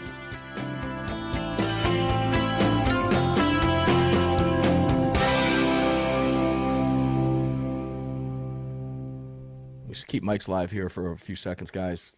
Virginia's about to face a mess, and it's interesting that they are remaining quiet in Virginia right now. That's not good. They know they don't have to get vocal about it now because they do have complete and total power with that trifecta in Virginia with 18, I believe it was 18 House seats picked up. So they know they're operating from a position of strength. They just don't want to poke that bear too much too early. It's going to get poked. It's going to be interesting to see the response.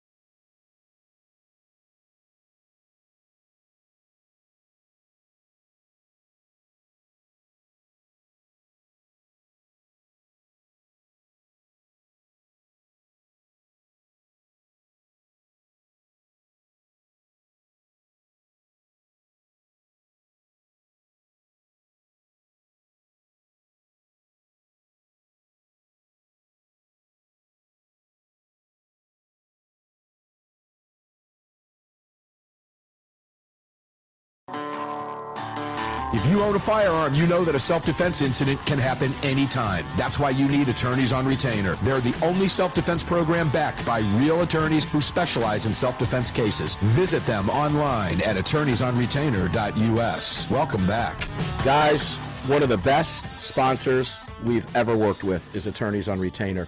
And I mentioned, again, I want to thank you because I spoke with the crew over there just a few days ago, and many of you jumped in there before the end of the year, but on the 31st. Actually, a lot of you put it off till the 31st. That's fine. I'm just glad you did it.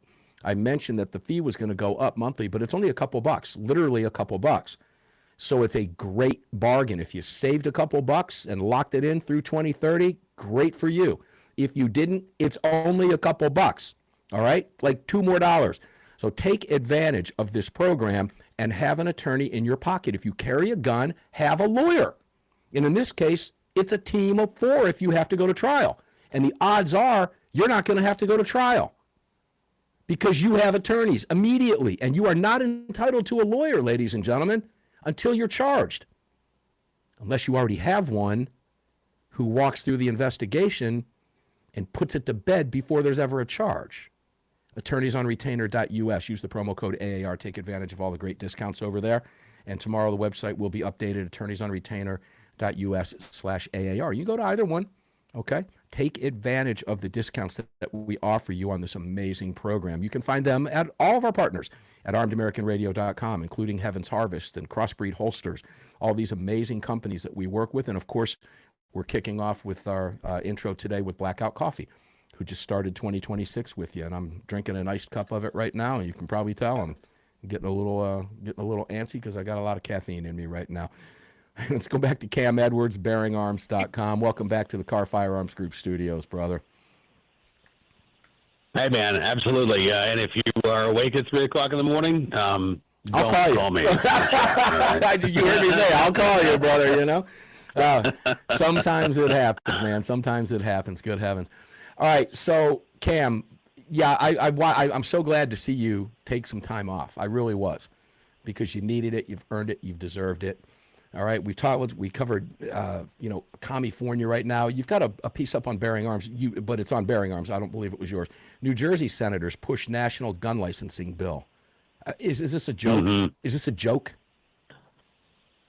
I wish it was. I mean, it's obviously not going anywhere in a Republican-controlled Congress, but no, I mean, I mentioned the permit to purchase bill that's on its way in Virginia, right? We know that it's coming, and this is something that Democrats, I think, have really kind of latched onto, because the Supreme Court said, shall issue licensing laws for concealed carry or for public carry are legal, is constitutional, right? And so now they're running with that and say, okay, well, if a permit to carry is okay, well, then a permit to own must be okay too. Now, that's not what the Supreme Court said, right? They actually said nothing about a license to own a firearm. But I think this has given Democrats, an opening, and they're running with it both at the state level and at the federal level.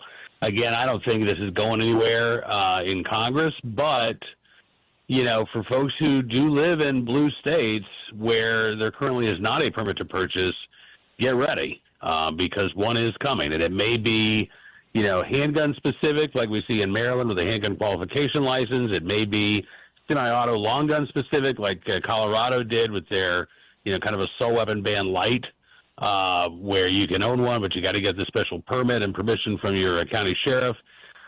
This, I think, is going to be really popular in 2026. Wherever Democrats think that they can get away with it, I think that's where they're going to start pushing it. Which is all the more reason to get involved in your states' rights organizations, ladies and gentlemen. I don't know of any way to make it clear. And one of the best things you can do is join your local group, regardless of what state you're in, particularly if you live behind the blue wall. But the National Rifle Association is another one that's fighting in all states across the country, guys. Take advantage of this opportunity to get involved. We really need you in this fight, believe me, particularly with midterms coming up very soon. We got another election coming up in 28, guys. It's 26. You can do the math, okay? You've got a piece up from December 30th. NYPD touts number of guns seized while staying shh on the number of carry permits issued. Really? New York playing shenanigans? Is this the same New York City that is this the same NYPD that now has a commie mayor? It is, and I think things are going to get even worse under Mondami. It's going to be so fun to watch. Oh my God. Yeah, I guess. It's interesting. I talked to the guy named James Pinero on Cam and Company right before I took my vacation about his experience getting a New York City carry permit, and it only, Mark, took him 6 months from the time he submitted his paperwork. Right, only took him 6 months to get a carry permit. And so I started thinking, when I saw these end of year numbers, 25,000 firearms taken off the street over the past 4 years. I thought, well, how many carry permits have they issued? And, the Trace actually ran a story a couple of months ago that said there have been 17,000 concealed carry permits issued by the NYPD since Bruin. That was like 3.5 years ago. The best I could come up with is we're still looking at about 5,000 more guns seized in New York City compared to maybe 20,000 or so concealed carry permits issued over the past 4 years. That's a problem, right? When it's easier to get and carry a gun illegally than it is to lawfully exercise a fundamental civil right, you're doing it wrong. And New York City is clearly doing it wrong. They're not stopping people from illegally getting a hold of guns. They've taken 25,000 of them off the street. How many more are still in the hands of criminals, right? But they've made it extraordinarily difficult to exercise your Second Amendment rights. And as I said, I think things are going to get even worse under Mamdani. I just, he's a guy who talked about banning guns altogether. So it's not like he has any respect for the Second Amendment. So no, he doesn't have respect for the country. Wait, well, exactly, yeah, and that 6 month wait may be looking, better and better as time goes on in New York City. So remind me how many day in the Civil Rights Division. Maybe they'll take a look at the Big Apple.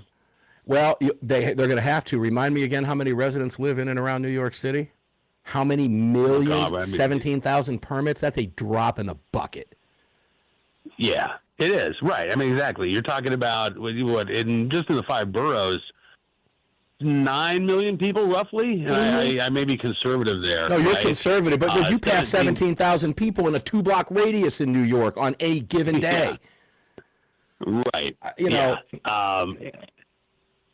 I think clearly people don't, and I'm sure there's a lot of New Yorkers that want to get a permit. You know what and this is where the Democrats have been effective, and this is where Mamdani's going to be effective. They're going to tell you it's hard to do. They're going to make it hard to do. They're going to make you believe it's hard to do, and they're going to dissuade you from doing it for that reason. That's how they're going to do it. Mm-hmm. That's the mind game they're going to play. Hey, Cam, we've only got 20 seconds, brother. Thank you for being here again. Happy New Year, man. We love you like a brother. You always make the show so fun. Where can people find you, bro? Yeah, just check out BarryandArms.com, and always enjoy the conversation, Mark. Happy New Year to you, sir, and look forward to doing this again soon. Always fun. We'll bring you back as soon as possible. Thank you for being here. Glad to have you back. Can't wait to read what you pen up on your computer over at BarryandArms.com. Guys, I can promise you this. I've known Cam a long time. He's going to pepper you with great articles. Pepper you with great articles over at BarryandArms.com, at BarryandArms.com. Make sure to check him out. When we come back, we've got a packed roundtable already. We believe it or not, it's hard to believe it's 2026, let alone we're already diving into the third hour of the program. But Neil McCabe is going to join Ryan, Brad, and Justin. So we've got a party of 4 plus myself at the table, and we'll make sure everybody gets to put a word in over there. It's a little tough to control the table sometimes, but we'll do the best that we can. Lots to cover with you, lots of fun. We will talk some geopolitics and other stuff just because we can, because the guys are so neck deep in this stuff, particularly our reporter on scene in Washington, D.C., Neil McCabe. 6 minutes after the break, we'll be back. Don't go away. Armed American Radio's Monster Cast continues.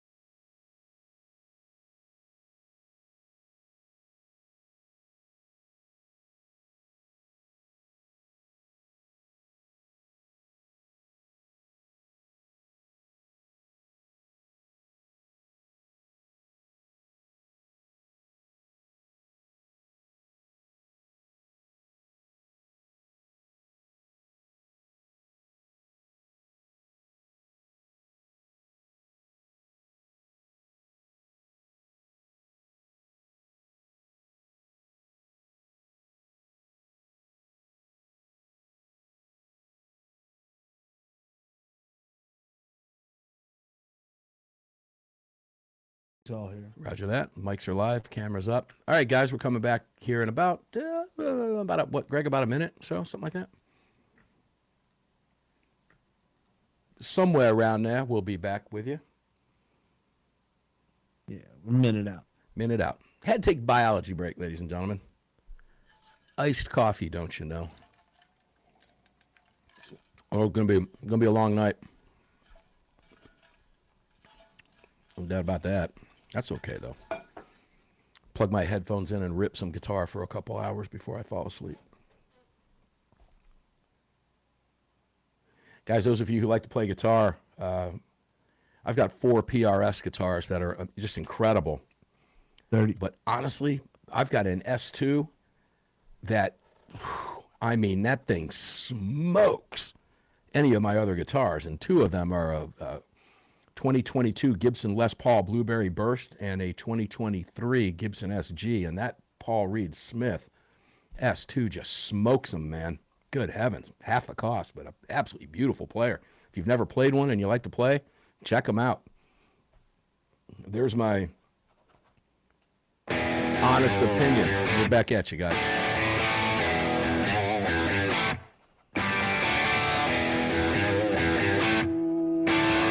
This is Armed American Radio. If they want to take my guns, they're going to have to bring a station wagon and a whole lot of friends because I'm not giving them anything. From the Kahr Firearms Group studio at the Patriot Mobile Communication Center. Proudly presented to you by the National Rifle Association. National Rifle Association. Here is your host of Armed American Radio, the loudest conservative voice in America fighting for your rights, Mark Walters. My kids and my wife would agree with that assessment. The loudest voice. I'm always being told to be quiet and all that fun stuff. Welcome in, guys. Hour 3 of Armed American Radio. I was surprised we hit 2026 already. And here we are already into the 3rd hour of this program. It's just whipping right by here in the Kahr Firearms Group studios. I am Mark Walters, filling your prescription for freedom today and every day. And on this Sunday broadcast, we're here on this powerful CZ microphone. Of course, it's all being brought to you by the National Rifle Association. And, of course, we're here at the Patriot Mobile Communication and Command Center. Guys, this is a Patriot Mobile phone. If you don't have one, you can get one. What a way to kick off 2026. Can't wait to work with Patriot Mobile. These guys are the real deal. PatriotMobile.com/AAR. Take advantage of the discounts over there that we offer you. Really good service with a company that supports your right to keep and bear arms. That's what makes the world go round in our universe, anyway. We need your support. You can visit all of our great partners. You can find them all at armedamericanradio.com. Greg, we're live on Facebook.com. If you want to watch us over there, Facebook.com/ArmedAmericanRadio. Get involved in the comments, like and share the post. Follow us on Facebook if you would be so kind. We would appreciate it. And a number of you are watching us on YouTube. I had a couple conversations during the break. Greg, I'll let you do that shtick, and we'll go to the table because we've got 4 guys at the table plus me. So let's get started. Sure, other places to watch the show are going to be YouTube and Rumble. Just do a search for Armed American Radio with Mark Walters. Over on X, we're at AAR Mark. You can also head over to armedamericanradio.org or .com, hit that menu icon, then select your watch live or listen live option. And lastly, to join our live chat, just download Telegram, create your profile, and search for Armed American Radio Conversations. Makes it easy, guys, and it's fun to do. Greg, I wonder what Ryan Petty's doing right now. Do you think he's busy? No. Maybe a peanut butter sandwich or something. Who knows? If he's smart, he's eating a Hawkins bar. But he sent me a text message to get started during the 1st hour. He goes, "Hey, what are you doing? Are you busy?" So I'm going to go to Ryan last. And he's in there laughing. I can hear him. You just hold on to your horses there, Ryan Petty. We'll get to you in just a second. Brad Premo, CEO of Lead Slingers. Oh, see, he's already in because he's into the network already. Oh, I'm just funning with you, but we're going to Brad first. Brad Premo, how you doing, brother? Welcome in. Happy New Year, my man. Happy New Year to you too, Mark, and thanks for having me. I'm doing great. I hope you're doing well. I am, and thank you for that. Greg, I don't even think I said Happy New Year to you, too. I'm so used to talking with you. But Happy New Year to Greg as well, guys. Always fun. CEO of Kahr Arms, the Kahr Firearms Group. Not just Kahr Arms, the Kahr Firearms Group. And that's Justin Moon up in beautiful northern Pennsylvania, up in those mountains. How you doing, Justin? Welcome in. Happy New Year, my friend. Doing good, Mark. It's going to get hard to used to saying 2026. Isn't Happy it? New Year. I'm telling you, man, it really, truly is. It's weird. It just came upon us so fast, but here we are, and we're kicking it off. I wouldn't want to kick it off with a better group of people than you guys, man. It's hard to find. So thank you for being here, Justin. We love you, and Happy New Year to you. Let's go over to reporter Neil McCabe. I really am on Ryan Petty for the last. Neil McCabe, welcome into the roundtable, brother. It's a pleasure to have you here. Thanks for jumping in the table with us. You're familiar with this format. Yes, of course. Great to be home, and Happy New Year to all the other members of the roundtable, and to you and Mark and everybody. We're all very excited, and Project 2026 is going to be fantastic. It is now underway, and we're going to start. Now we're going to talk commies and everything else now because we can. Ryan Petty, Greg, do we have Ryan Petty? Is he here? Ryan, are you there? I am here. You waited so patiently. How you doing, brother? Happy New Year, my friend. No, hey, Happy New Year. I appreciate the little extra time. I got to choke down that last bite of peanut butter and jelly sandwich. I will never forget that, man. You could come back to a live mic with a mouthful of peanut butter and jelly, and it just made for a tough intro as you cough that down. And I think if I remember back correctly, I laughed at it. So I apologize for that. But Happy New Year to you and welcome in. All right, since we got to you last, let's start with you on this. Let's talk commies. Let's talk Maduro and let's talk Mamdani, because Mamdani in New York, who is going to make it very difficult for gun owners, as if New York doesn't make it difficult for gun owners anyway, to get permits. We were talking with Cam Edwards in the previous segments, who mentioned that only 17,000 permits were approved by NYPD.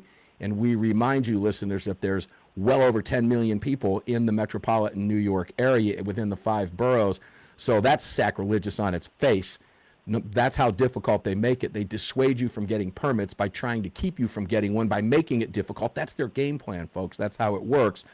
And now you got a commie in there who's going to make it even worse, who is now out there publicly supporting Maduro, who is being held in a federal prison in New York where he is being indicted, and he's just out there defending him like crazy.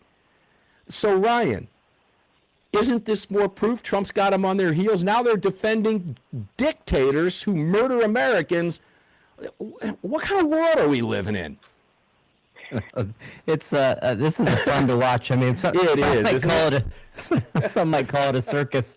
Look, I'd like to remind Mayor Mamdani, with all due respect, the flight to New York City is shorter than the one to Caracas.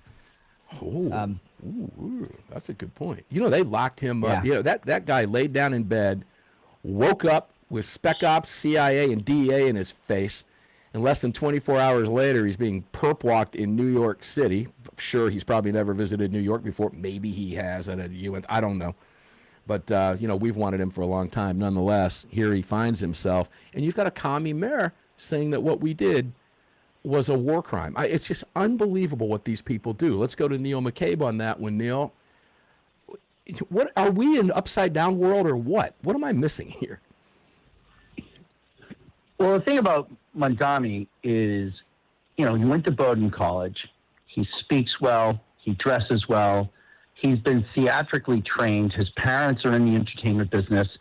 And he ends every sentence when he speaks, he ends every sentence with a smile.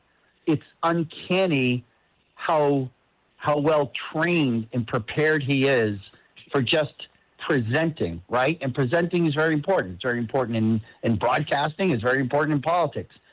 And because he went to Bowdoin, and because he comes from a very wealthy family, he was able early on, say 6 months ago, to win over the business community of New York because he's of the same class. He went to the same school that all the CEOs sent their kids to, right? And so going into this, yeah, there are a lot of people who are worried, but the ruling elite in New York City is completely comfortable with Mamdani because he's one of them. And we'll just see how it rolls. Now, yeah, hold that thought, because he's already made it clear how it's going to roll. Brad, let me take this quote over to you. Mamdani, if you were, and I'm sure you paid attention to this, Brad. Everybody at the table has, and I really want to get your comment and follow it up with Justin's. But he has already made the comment that he can't wait to destroy America's rugged individualism and replace it, Brad, with the warmth of collectivism. That's communism. He's also going after landlords. And we'll go there in just a second, too, guys, because the equation it's fun to talk about.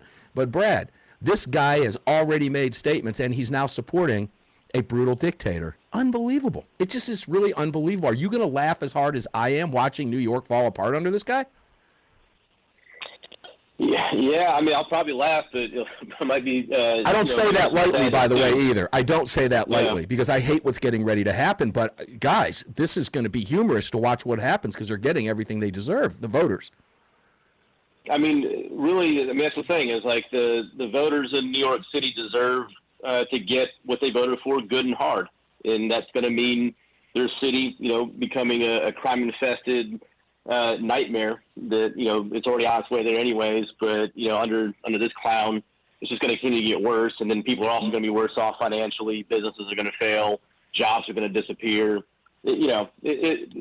Socialism fails. Communism fails every time it's been tried.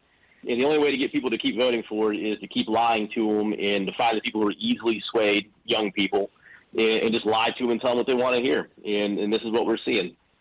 Yeah, I have family living in New York City. A lot of trepidation up there right now. A lot of trepidation. People are very concerned. Justin Moon. Justin, before I go to you, Greg, how much time do we have? I don't want to have to cut Justin off. We have 30 seconds. Justin, hang tight for me. Let me take this to the break. When we come back, I want to go to you because of all of us at this table, your family knows communism personally. It's impacted your life, your family's lives. It nearly killed your father. He was lucky to be alive. And we're going to have you tell that quick story when we come back because there are tremendous similarities between what we're hearing from this clown in New York and what your family experienced in real life. And guys, you don't want to miss this. Justin's story is a powerful one, and it will remind you of just what people face when they hear comments coming from a political leader. And that's what he is in New York now. He's the ultimate political leader in the city of New York, where we're going to destroy rugged individualism and replace it with the warmth of collectivism. There's no warmth there, ladies and gentlemen. When we come back, we'll go to Justin Moon and keep the conversation alive. 3 more segments to go. We'll be right back.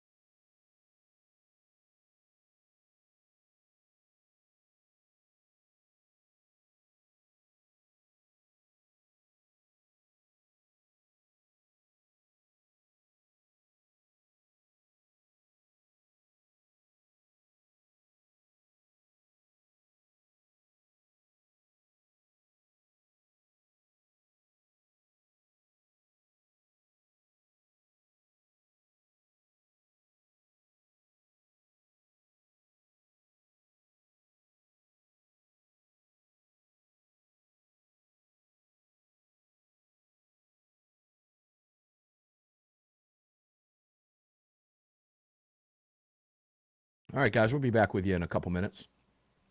Thanks for hanging in here, and hundreds and hundreds and hundreds and hundreds and hundreds and hundreds and hundreds of you, oh, and another hundreds of you that are watching over on X, and to all those of you watching on YouTube. If you do not yet follow us over at X, please follow us at AAR Mark. We would appreciate it.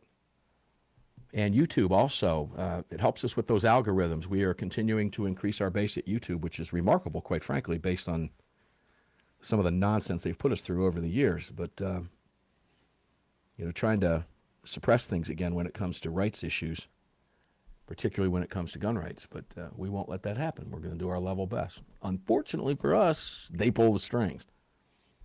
So no more goat guns when I'm live. No, 30. that got me axed.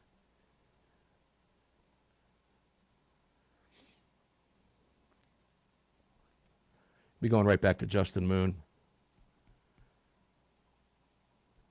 Until you hear this story, if you've never heard it before from Justin, it's remarkable.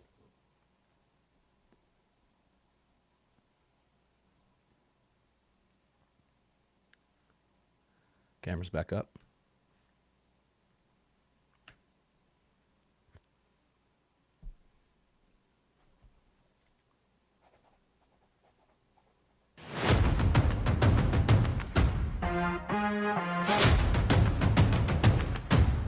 The following segment of Armed American Radio is proudly being brought to you by the National Rifle Association. Help us defend freedom by visiting nra.org/AAR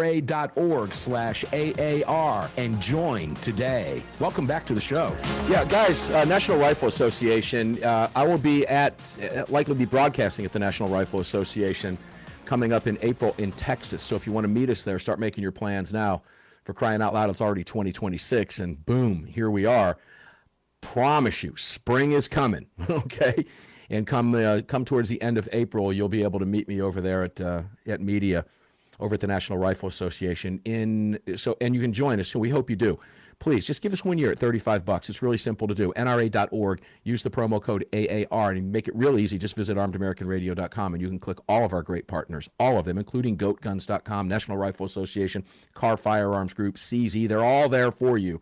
We have them there for you listed. All the links are live. And we welcome today, of course, our newest sponsor, and a great partner this one is as well, and that's Blackout Coffee. Blackout Coffee is now joining us, and we appreciate them very much. I'm actually still sipping an iced coffee here, which is going to keep me up all night. That just means it's great coffee, and it does what it's supposed to do, guys. So going to be a long night. No big deal. I'll just kick my guitar up with some headphones and have some fun. Welcome back into the Kahr Firearms Group studios. Let's go back over to Justin Moon. Justin, I told listeners during the break to pay attention to what they're going to hear from you, because this story, and I say story, I mean, we're talking about your life, your family's life here. It's not a story, but it's very real. When you hear a guy like Mamdani, not too far from you in New York City, running his gator about destroying rugged individualism, which, by the way, ladies and gentlemen, is what built this country. And if you go back and ever hear and I hear rugged individualism, I hear Rush Limbaugh talk about it in my head all the time, miss him. But he harped on that all the time, because if you think about rugged individualism when the country was moving west and expanding, and all you liberals out there saying we stole land, go pound salt and reread your history.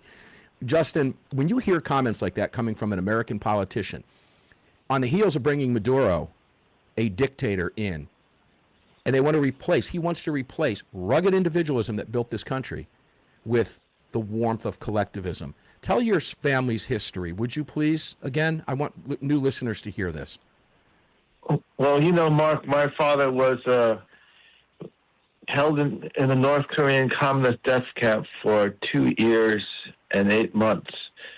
He was beaten to death 3 times, but God wouldn't let him die. He brought my father back, and when my father came back, he prayed for those who beat him.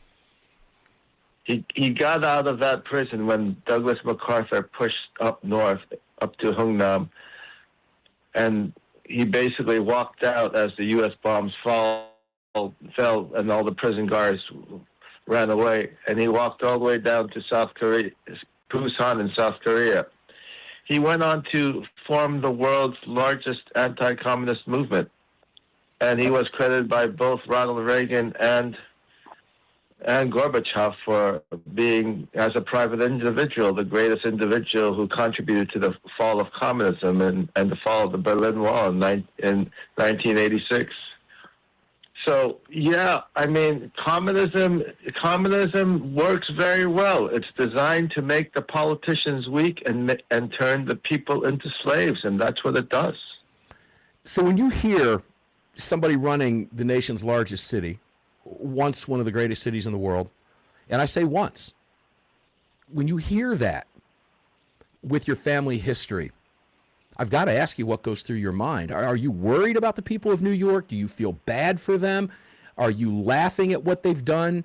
This is, I tell you, I'm going to laugh watching all this. I say that a little bit tongue in cheek, but good heavens, this is real. I mean, this is an American politician who said we committed war crimes by bringing a dictator who was indicted, by the way, under the Biden administration, I want to point out, who did nothing about getting him. We did. Who rigged an entire election, who, by the way, 80%, if not more, of the people in Venezuela right now are cheering his capture. And this guy is talking about war crimes and wanting to replace the very rugged individualism that freed your father. Well, I tell you, Mark, Mondani is a true communist. He wants to be a fat, rich politician. And the cartel money is greasing the the palms of a lot of Democratic politicians all throughout this country, more than you can count. We really have a corruption problem. Yeah, which is why we've got to take. Go ahead. We've got to take the cartels out, because this corruption will rot our country out, from the top down. Yeah, it is remarkable to see, and I know you have a unique take on it. Neil McCabe, let's go to you. When you hear this, Neil, you have studied Washington politics and reported on it on television for the White House Law and More. I used to watch you on TV when you were reporting at One American News, live on camera from the White House, and which is why you couldn't be here, et cetera, for quite some time, because you were literally reporting from the White House grounds. You've spent a lot of time there. You understand the Trump administration probably better than any of us because of your reporting abilities over the years and the insight that you've had in Washington.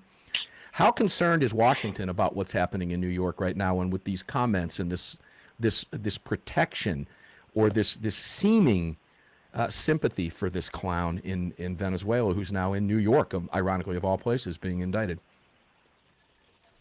Well, I think if this was Trump 45, it would be an issue, because Trump 45 was full of, without getting too deep into theory, but basically Republicans who had a very old mindset and didn't understand that Obama and Trump rebooted national politics. Mm-hmm.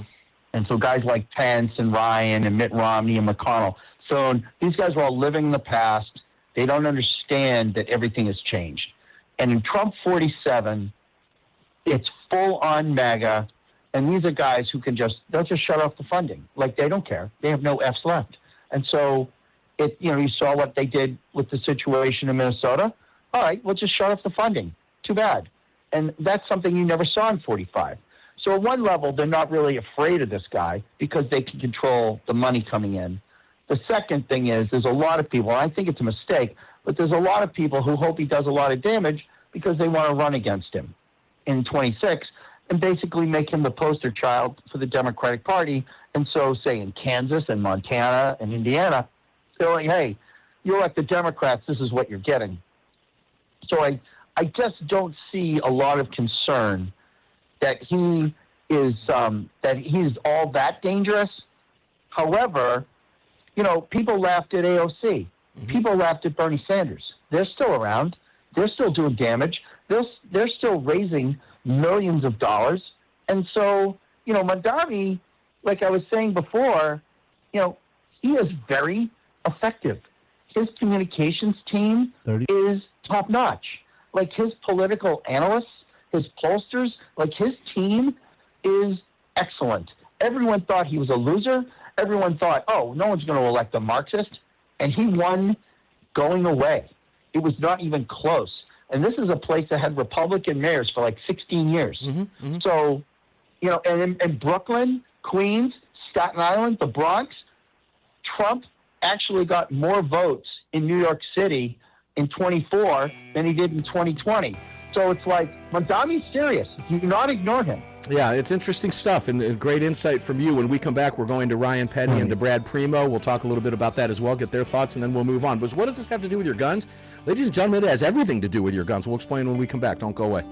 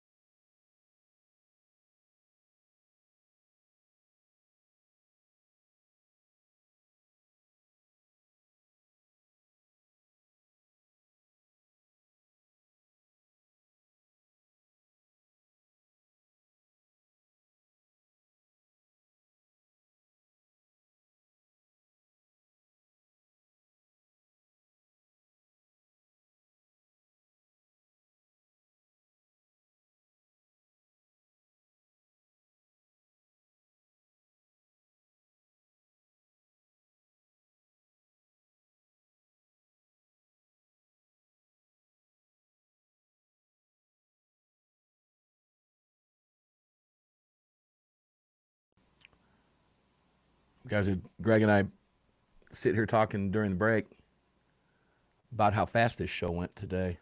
They always move quick, but no, this one's on steroids. Halfway down already on the round table.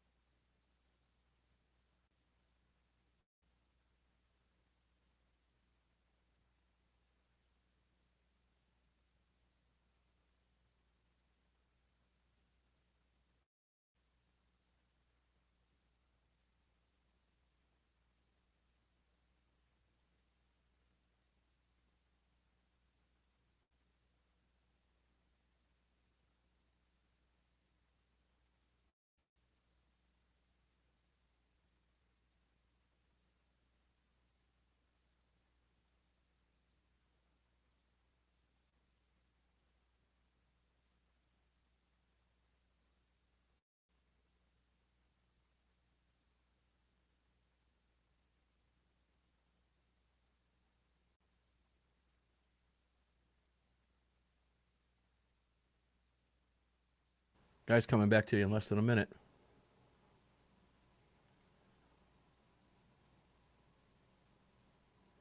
Let the radio stations around the country, hundreds of them, run their spots. 30.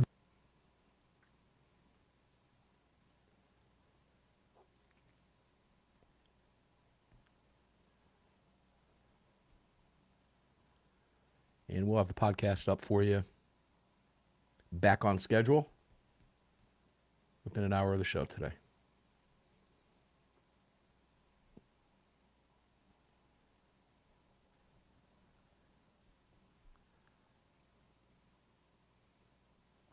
Just so you know, I'm going to go to Brad first and then back to Ryan.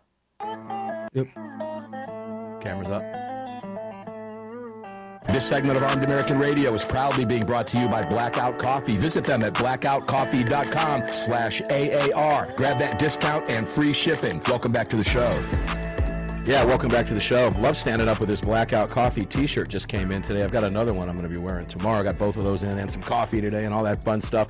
blackoutcoffee.com/AAR and take advantage of a discount over there. You're going to get free shipping and great coffee.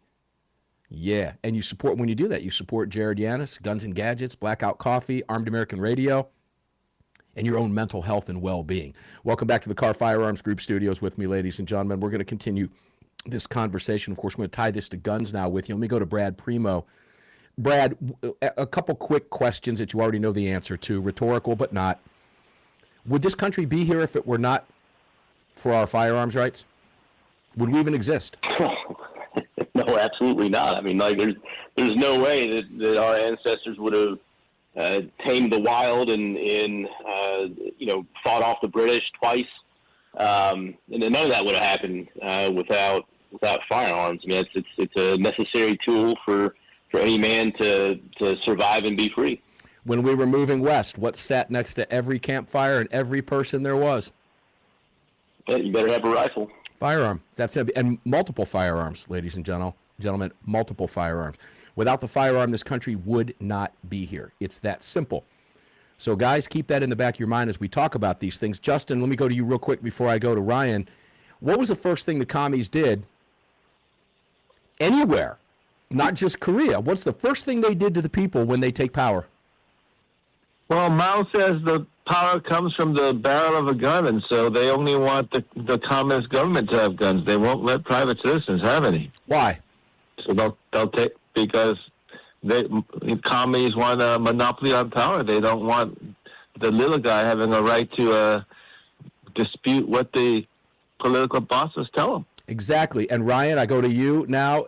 Set that up for you because it's real simple. I know what you're going to answer. So to listeners, longtime listeners of the show, what party wants our guns, Ryan? The Democrat Party. What party is sympathetic to the commies and socialists? Increasingly, I would say that would be the Democrat Party. So the Democrat Party wants our guns. It's the Democrat Party that's sympathetic to communists. We have an avowed communist socialist masquerading openly. I'm not masquerading. He's masquerading as a commie under the guise of Democrat socialist. He had Bernie Sanders, an avowed Democrat socialist, means commie. Of course, he's loaded. He's got his properties and his millions. He just doesn't want you to have it. He's all happy about replacing your rugged individualism with the warmth of collectivism. What is it about the left, Ryan? They will what? Never what? Never stop. Will Mamdani ever warm up to New York citizens' right to bear arms? No. Look, Mamdani's going to play the long game, and as was said earlier, I think Neil said this, right? He's very polished. He reminds me a lot of one Barack Hussein Obama. Yeah, I knew you were going there because they're both great speakers. Yeah. He's a great orator. You got to hand him that. That's how he got where he is, and he's young. Yeah, he should not be underestimated. The appeal that the message that he has, and I think to Neil's point, the method in which he delivers that message. Although we know what the end of his movie would look like, he says it with a smile on his face, and that's appealing to a generation that unfortunately has not been taught about the evils of communism and the threat that communists remain to this day to the world.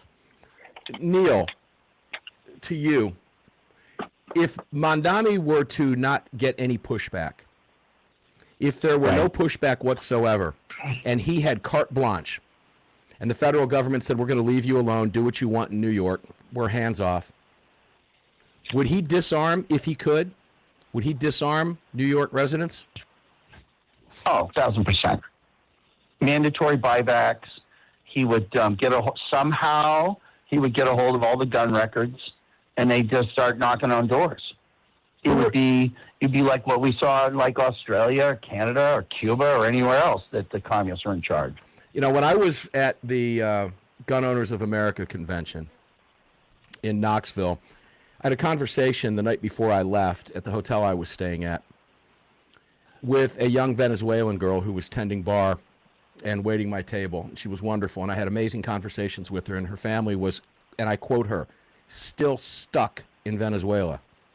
Now, I've got her contact information. I haven't yet reached out to her, but I'm looking forward to doing that this week to find out what her thoughts are personally with someone who has family in Venezuela. And I can tell you, ladies and gentlemen, from the conversation I had with her, they're all thrilled that that clown is out of there. Yet at the same time, we have an American party, a political party in America, that is, well, calling Trump a war criminal. You had Chris Murphy, Brad Premo, in a tweet, I believe it was earlier today, talk about how Maduro and Venezuela is no threat to America's national security.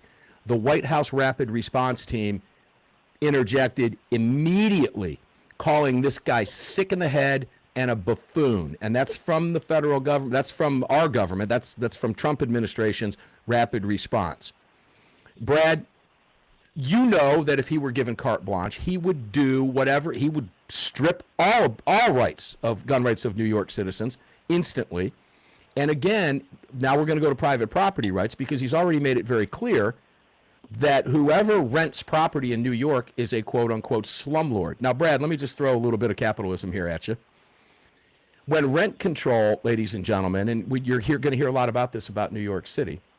And remember, they don't want you having firearms in public housing. They don't want you having firearms anywhere you rent. They want to keep you disarmed. The Second Amendment Foundation has successfully sued on this front in multiple cities across the country. And they will do so again, likely in New York, if this continues, because I guarantee you he's going to try to ban firearms from city-owned property, which is what he's trying to do, Brad, is take over private property. Now, he complains about roaches and rats and everything else while he wants to keep rents depressed so landlords can't afford to fix the problem. Then use that as an excuse to take it over so the city can supposedly do it. Of course, he will run that property into the ground because government can't do that. And if you want proof of that, ladies and gentlemen, how about you move out of your house today and move into a housing project in the largest Democrat-run city near you, Brad? Yeah, I'm going to back up for a second because, you mentioned, having a connection to somebody in Venezuela. I've actually been talking to a friend quite a while tonight she just fled Venezuela last year. Her family's still there. And so I've been talking to her about all this. And people need to understand that the Venezuelan people are not out of the woods yet. No. Her family cannot talk to her on the phone about politics or anything about that's going on because the security forces are still out there. They're still checking people's phones. They're still trying to arrest people. They're elated that Maduro is gone. They know that they need to broom the rest of them out of there, and it's going to take some doing. They have the questions about they don't have an opposition party in Venezuela. They're all controlled opposition. Everybody who could take over is not in the country right now. And so I'm going to back up a second. So what we have is we have Americans, so-called Americans, that are giving aid and comfort to the enemy of freedom-loving people in a different country, an enemy of the United States, and they're already actively trying to undermine everything that was done. I assure you they're going to try to undermine the trial and get him acquitted. I would bet my house on that because that would be a defeat for Trump and give them an excuse to try to prosecute him. 30. They're doing all this while there's people out there that are still, their lives are still in danger. And Brad, let me take this to the break. I want to go back to you on that point. We'll take it over to Justin. But I think it's very important, ladies and gentlemen, we keep this conversation up because we're talking about how this impacts the right to bear arms. Brad, real quick to you to take us to the break. Is any of Maduro's opposition armed in Venezuela right now? No, not exactly. I mean, if they are, it's not nearly the level they need to be.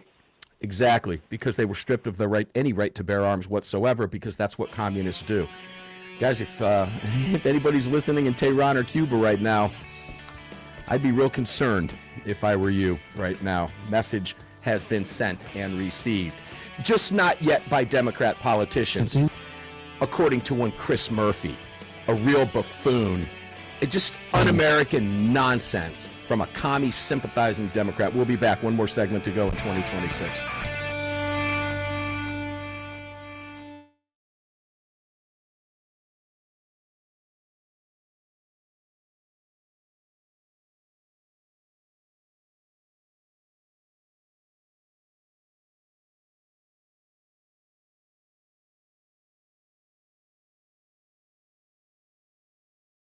That was a fun segment, guys.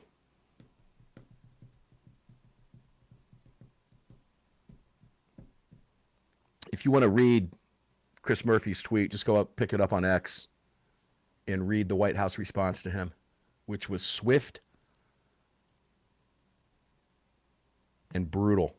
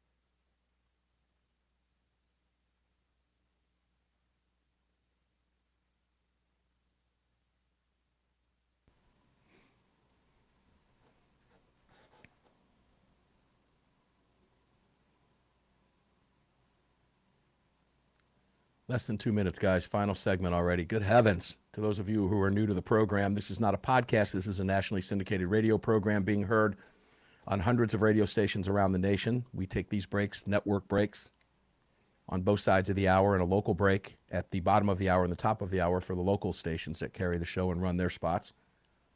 These are national spots that are currently running right now. We do not play them for you here during the breaks, which is why you get some silence in here. Because when we do, we get lots of complaints.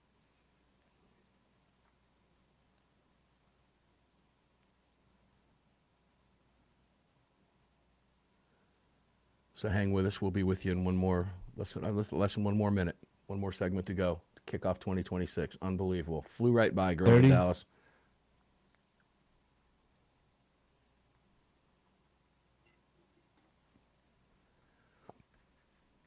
Camera's up.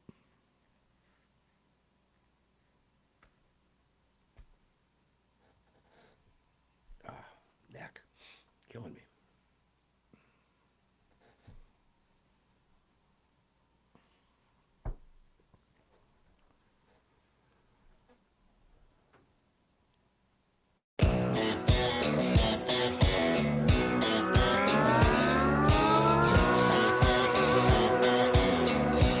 This segment is brought to you by Attorneys on Retainer. Get the only self-defense program for gun owners backed by a real law firm, the Attorneys for Freedom. Visit them online at attorneysonretainer.us. Welcome back.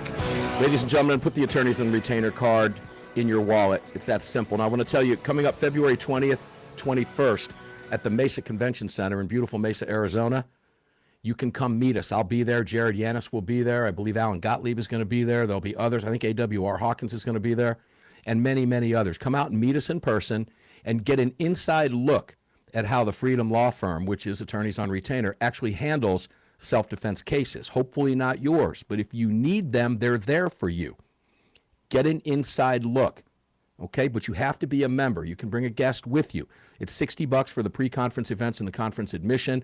Road to Liberty Forum, welcome reception on Friday the 20th, AOR conference on Saturday the 21st. Okay, so you can visit attorneysonretainer.us for all of that information. We'll be running some spots for you on that coming up over the course of the next month and a half, and 2 months. But it's moving quickly, guys. You saw how fast we got to 2026. For that matter, you saw how fast we got to the last segment. So join us, please. And to the many, many thousands of you who did before the 31st, guys, it only went up a couple bucks, literally a couple bucks.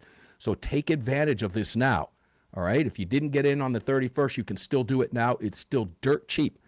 Multiply the 37 bucks a month times 12. That's less than 1 hour of a self-defense attorney's rate for the year. And if you have to go to trial, it's 4 attorneys on your team. Think Dream Team, guys, okay? Those of you that remember the Dream Team, that's what we're talking about here. 4 experienced attorneys, including your own attorney, is included in that 4, operating in all 50 states to keep you out of trouble if you have to defend yourself against an overzealous investigator and prosecutor, cops, the whole 9 yards, okay, for simply defending yourself. Attorneysonretainer.us. Promo code is AAR. Take advantage of this incredible team of attorneys available to you at such a low cost. You will never, ever regret it, I promise you. Go out of your way. Visit them. Join the National Rifle Association. Buy some Blackout coffee. Get some great coffee. Pick up a really cool shirt. I love these. This is super high-quality stuff here from Blackout Coffee. We welcome them as a sponsor to the show. And you can find all of our great partners at armedamericanradio.com. That includes budsgunshop.com. Take advantage of some of the clearances that are going on over there at budsgunshop.com. They have everything you need, and you need everything they have. At least you want it. So take advantage of it. Goatguns.com, the same thing. Goatguns.com. Feed your addiction. It's all available for you at armedamericanradio.com. Okay, welcome back, guys. One more segment to go here. Fascinating segment. The last one was. Justin, I have to go to you quickly again. You know, we're talking about the disarmament. I asked you a couple questions, knowing the answer to those questions, which makes it a little rhetorical, but I want people to understand and hear what this party here, the Democrat Party, has in store for us. It is no coincidence, Justin, that behind the blue wall, and we talk blue wall, we talk predominantly about 12 states. That includes Illinois, Maryland, New Jersey, Connecticut, Massachusetts, Washington State, Oregon, California. You can do the math. New York State. You can do the math and count them out yourself. But if you live behind the blue wall, this is what they're attempting to do. Sympathize with communist dictators, take away your gun rights, because I can promise you, Justin, the Democrat Party will support him in any gun grab he tries to put in place. Will they not? Well, they certainly want our guns because they want us as slaves, not as equal citizens. They've made that clear over the years. And as Ryan points out, every single time he's on the program, the left will never stop. Neil McCabe, let me go to you. If you are a Republican or a non-Mamdani voter in New York City right now, what's your advice to those folks? I mean, be honest here. What's your advice to those people who might not be able to leave? Which I would argue that, because I think you can do whatever you want in this country. That includes packing your ass up and leaving if you have to. But if you feel that you can't, what's your advice to those folks? Well, you know, New York City has an off-cycle election. That's why the election was in 25, whereas the midterm is going to be in 26. And so you can send a message by getting involved in these House races. And they have been redistricting New York City for the last 10, 12 years in mid-cycle whenever they have to, because the Republicans are getting stronger and stronger in those Queens, Brooklyn, Bronx, and Staten Island neighborhoods. Even in Manhattan, Trump did better than in 24 than he did in 20. And so there isn't a local election where you can make a dent, but there are House elections where you can make a dent. And I would just get involved. And the city council, for the first time, has, I believe, it's the chairman or the speaker of the city council is a Jewish woman, the first Jewish woman, and she's actually a Mamdani opponent. And so, well, that makes sense. And the local city, and support the local city councilors, who, you know, in your district, and just basically hold him accountable. There is also a governor's race, and because Elise Stefanik was boxed out, I hated to see that. The guy Braveman, or whatever his name is in Long Island, you know, he's a leftist. He's donated to Democrats his whole life. He's a gun grabber. He's horrible. He's absolutely horrible.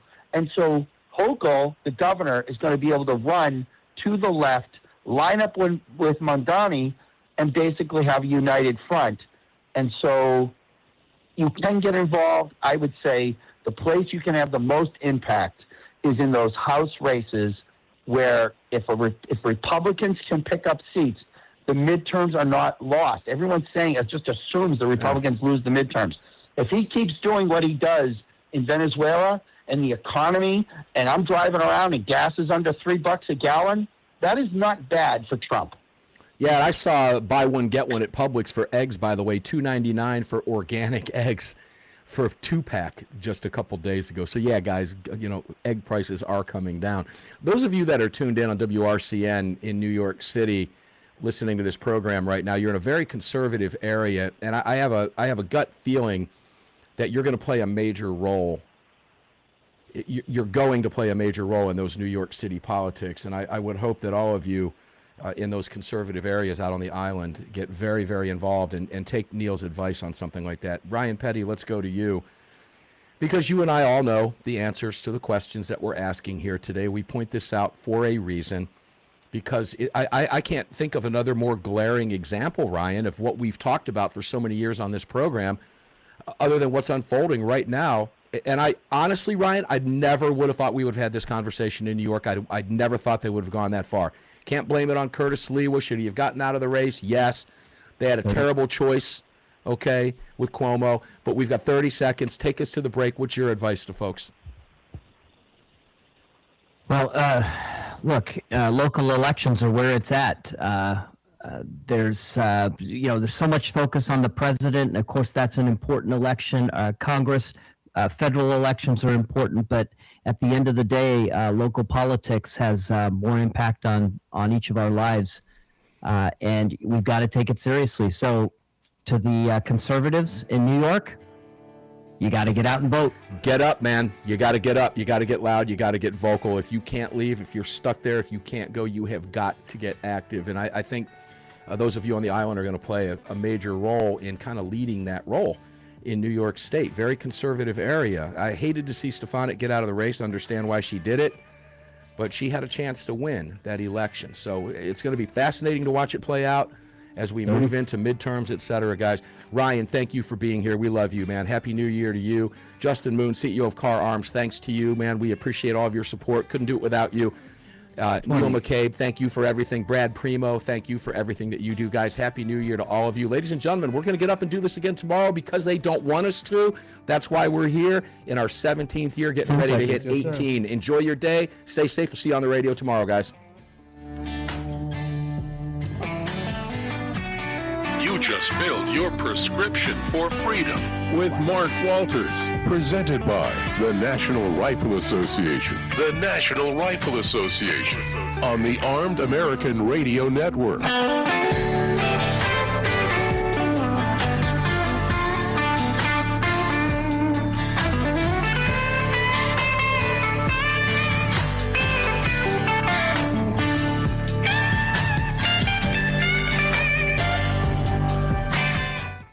All right, guys, thanks for being here today. Flew right by, always does. I didn't expect it to go that fast. I really, truly didn't. But welcome to 2026. Going to be a lot to talk about, a lot going on, particularly in the courtrooms across the country.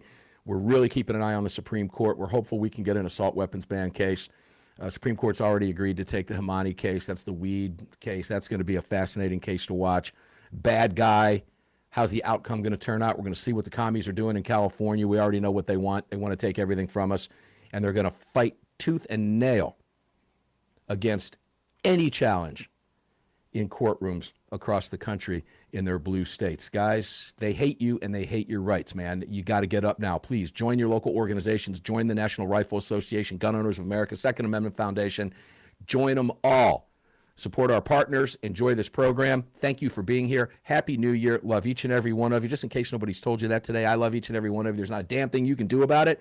Thanks for tuning in today. Appreciate it much. We'll have the podcast up for you shortly. Like us, subscribe to us on all of our platforms. We would appreciate it as you head into 2026 with us. Stay safe. I'll see each and every one of you on the radio tomorrow, 4 p.m. Eastern, 1 p.m. Pacific on National Radio. Thanks, guys, for being here.